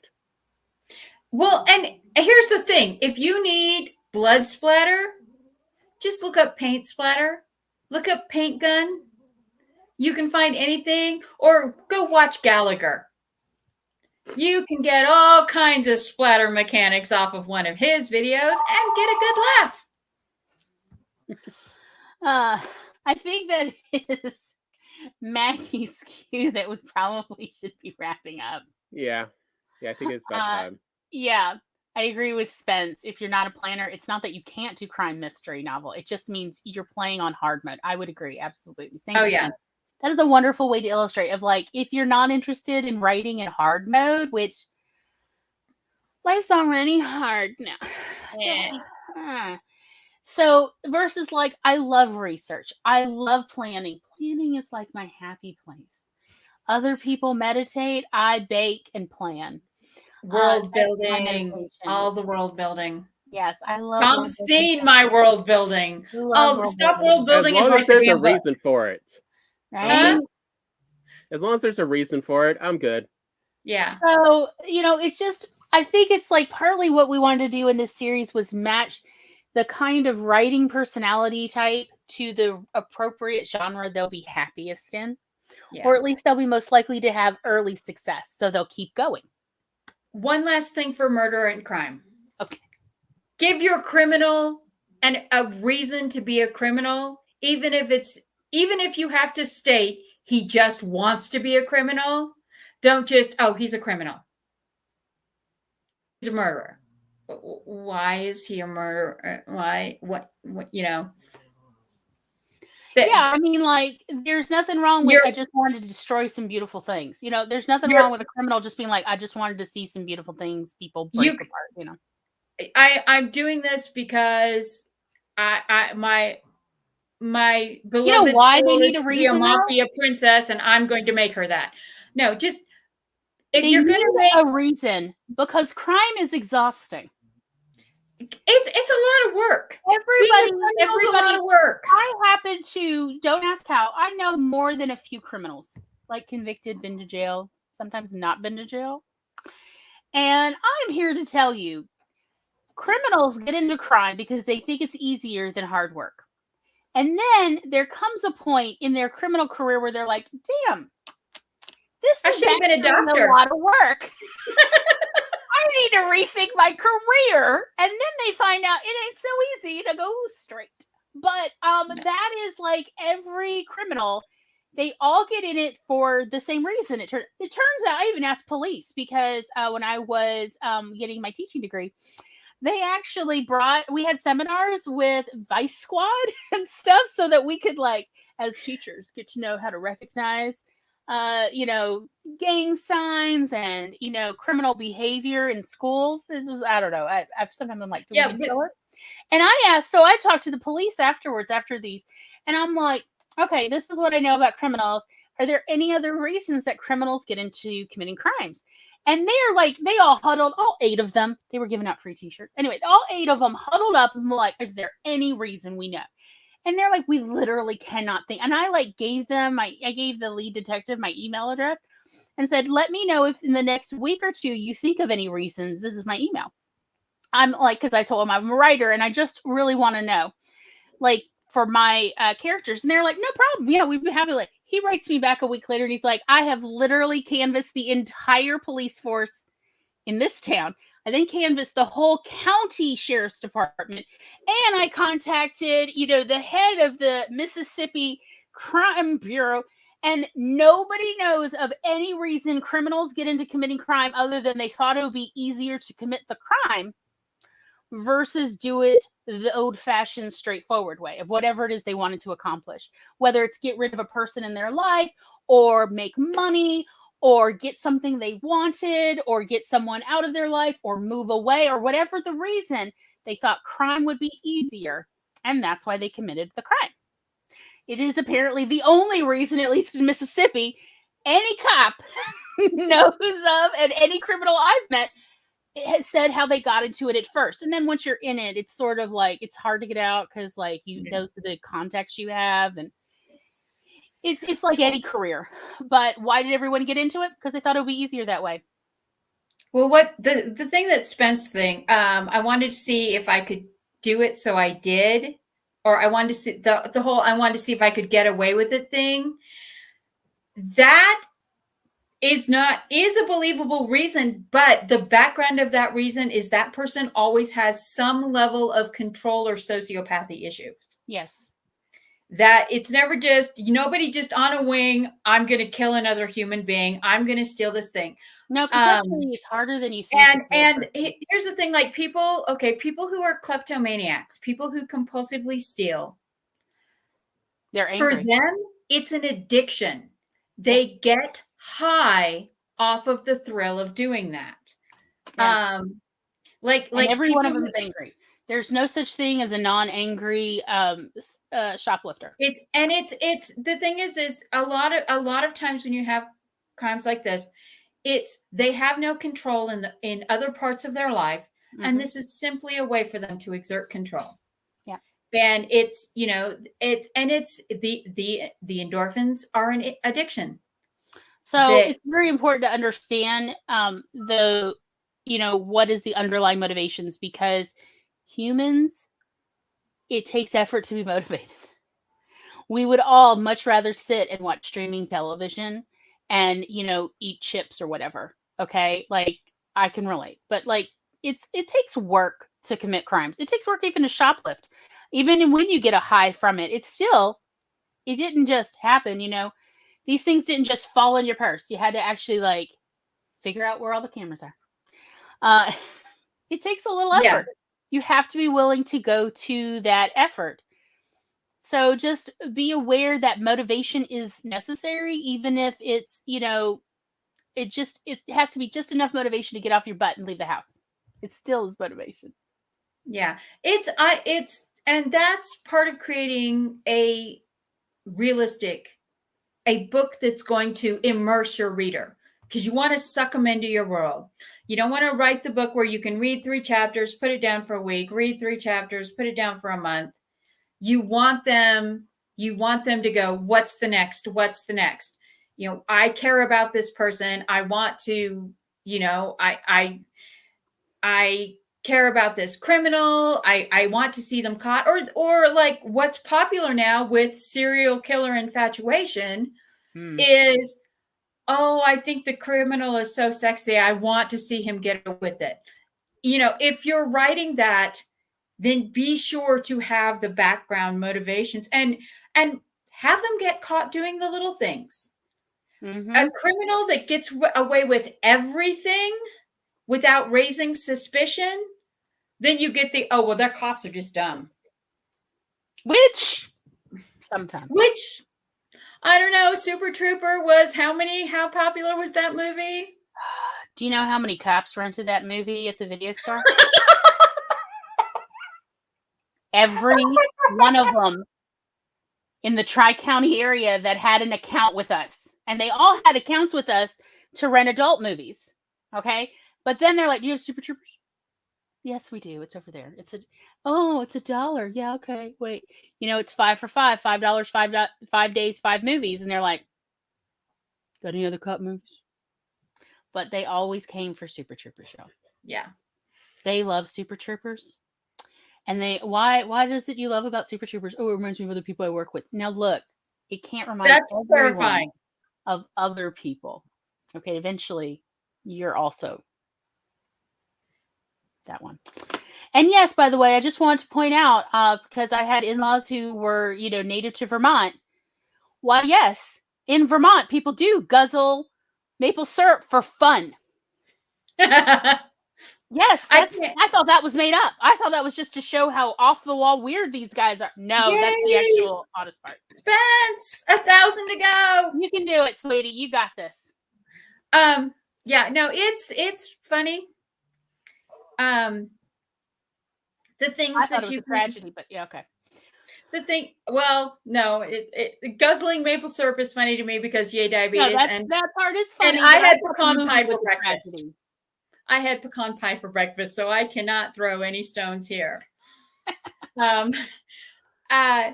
I will not turn down maple fudge. I admit it. It's so good. Oh my god, my crack. It's like, God, y'all don't know. No. What you do is you take maple, pecans, brown sugar, and you cook bacon 3/4 of the way, and you chop it up together, and you make a praline, and you put it down in the bottom of your pan, and you put cinnamon rolls on top of it to rise. Then you bake it. You turn the whole thing over. You peel the parchment off. You use your baker's torch to crisp the top of the praline, and you make maple bacon praline sticky buns. And you take some insulin too while you're there. Just drink your insulin. That's all what you're going to have to do. Ignore the preservative flavor. It's fine. Just give yourself the whole bottle. It's fine. The whole bottle. It's all fine. Yes. So I think those are our final thoughts, right? We're about ready to. Maggie, would you like to do an outro? Your information is now down below. Oh, I'm sorry, Colin. I do have the orange honey pork chops in the oven right now. Yeah. That I talked about making on Barrett's stream. Mm-hmm. There's, oh goodness. My name is Mama Maggie Ward. I am on so many platforms as MM Ward and Penumbra Mine. You can read most of my rough drafts for free on Inkit because I understand not everybody can afford Kindle. I have books on Kindle and books on Vella, and I have finished Hold My Coffee 2021. The last book goes live on December 10th. And then we'll be starting Hold My Latte 2022 because I've got a lot of scribbling to do. I have something like 12 books that I haven't written that are drafted. So, yeah. Yeah. It's like I told Sky and Tamara earlier today. I think my crack of choice right now is every time I get my hard copy in the mail or whatever I've written, when I get that author proof, that's my new drug. And someday soon, Glory, you're going to be getting author proofs too, because you owe me a book or 3. One day, 3. We'll see. Yes. All right. So I guess that means I'm up. Okay. You're up. Hi. If you don't know it by now, you are on my channel. Glory Writes the Blues. I'm Glory. And we're so glad you're here, and we're so thrilled you made it this far. Kudos to you. You're definitely one of our crowd if you made it this far on your own willingly. So my links are also down below in the doobity doobs, as well as Tom's are. I know he's not going to feel well enough to do an outro, so I'm just going to also go ahead and do Tom's. Tom and I both have Vella stories. If you live in America and you are interested in episodic stories, hey, we got some. The first 3 episodes on both of our stories are free, so you can really toe dip in to see if it's something that appeals to you. Let's see, what else? Thursday. Every Wednesday at 9 p.m. Eastern on Twitch, on our Twitch channel. Glory Writes the Blues. Let's see, where is it? Yeah, there we go. We have an episode where we figure out how to set up for the next Monday show on YouTube. That's actually what we do. And partly to show our process for folks, partly to get feedback on it. Hey, Tom, you there yet? Maybe not. because next week we will have a new episode. We're just launching another season of Awkward Sibling Hour, where we are going to do life skills. What's next Monday's episode going to be about, Tom? I have no idea. Well, their options are how to clean everything, how to style for all occasions, how to feed yourself for all occasions and needs, how to be charming and considerate in all social situations / friendships, how to create and maintain relationships, both friends and business, how to care for yours and other bodies, hygiene and health, healthy boundaries, coping skills, mental, emotional, and spiritual, financial budgeting, and how to fix, diagnose, and maintain your stuff, plus when you need a professional. No idea.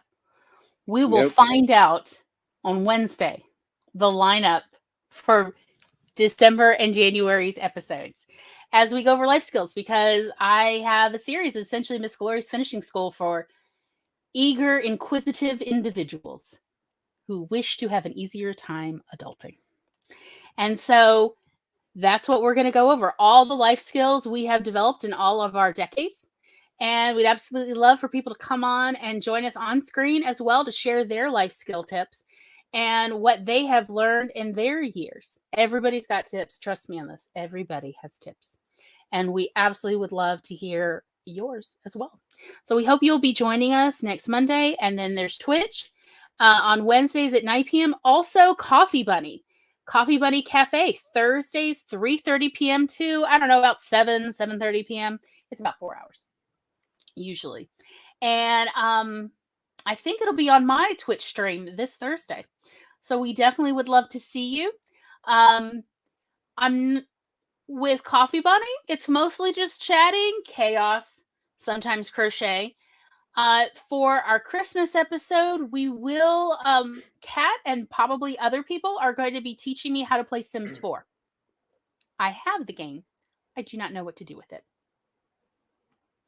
So that's what we do it. Did I forget anything or miss anything, y'all?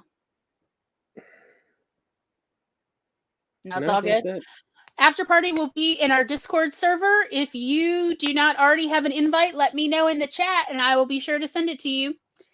We will be in the clubhouse and the Unicorn Council Discord server. So we hope you'll be able to join us tonight, per usual. Thank you all so much for coming. Be blessed. Bye-bye, y'all. Bye-bye.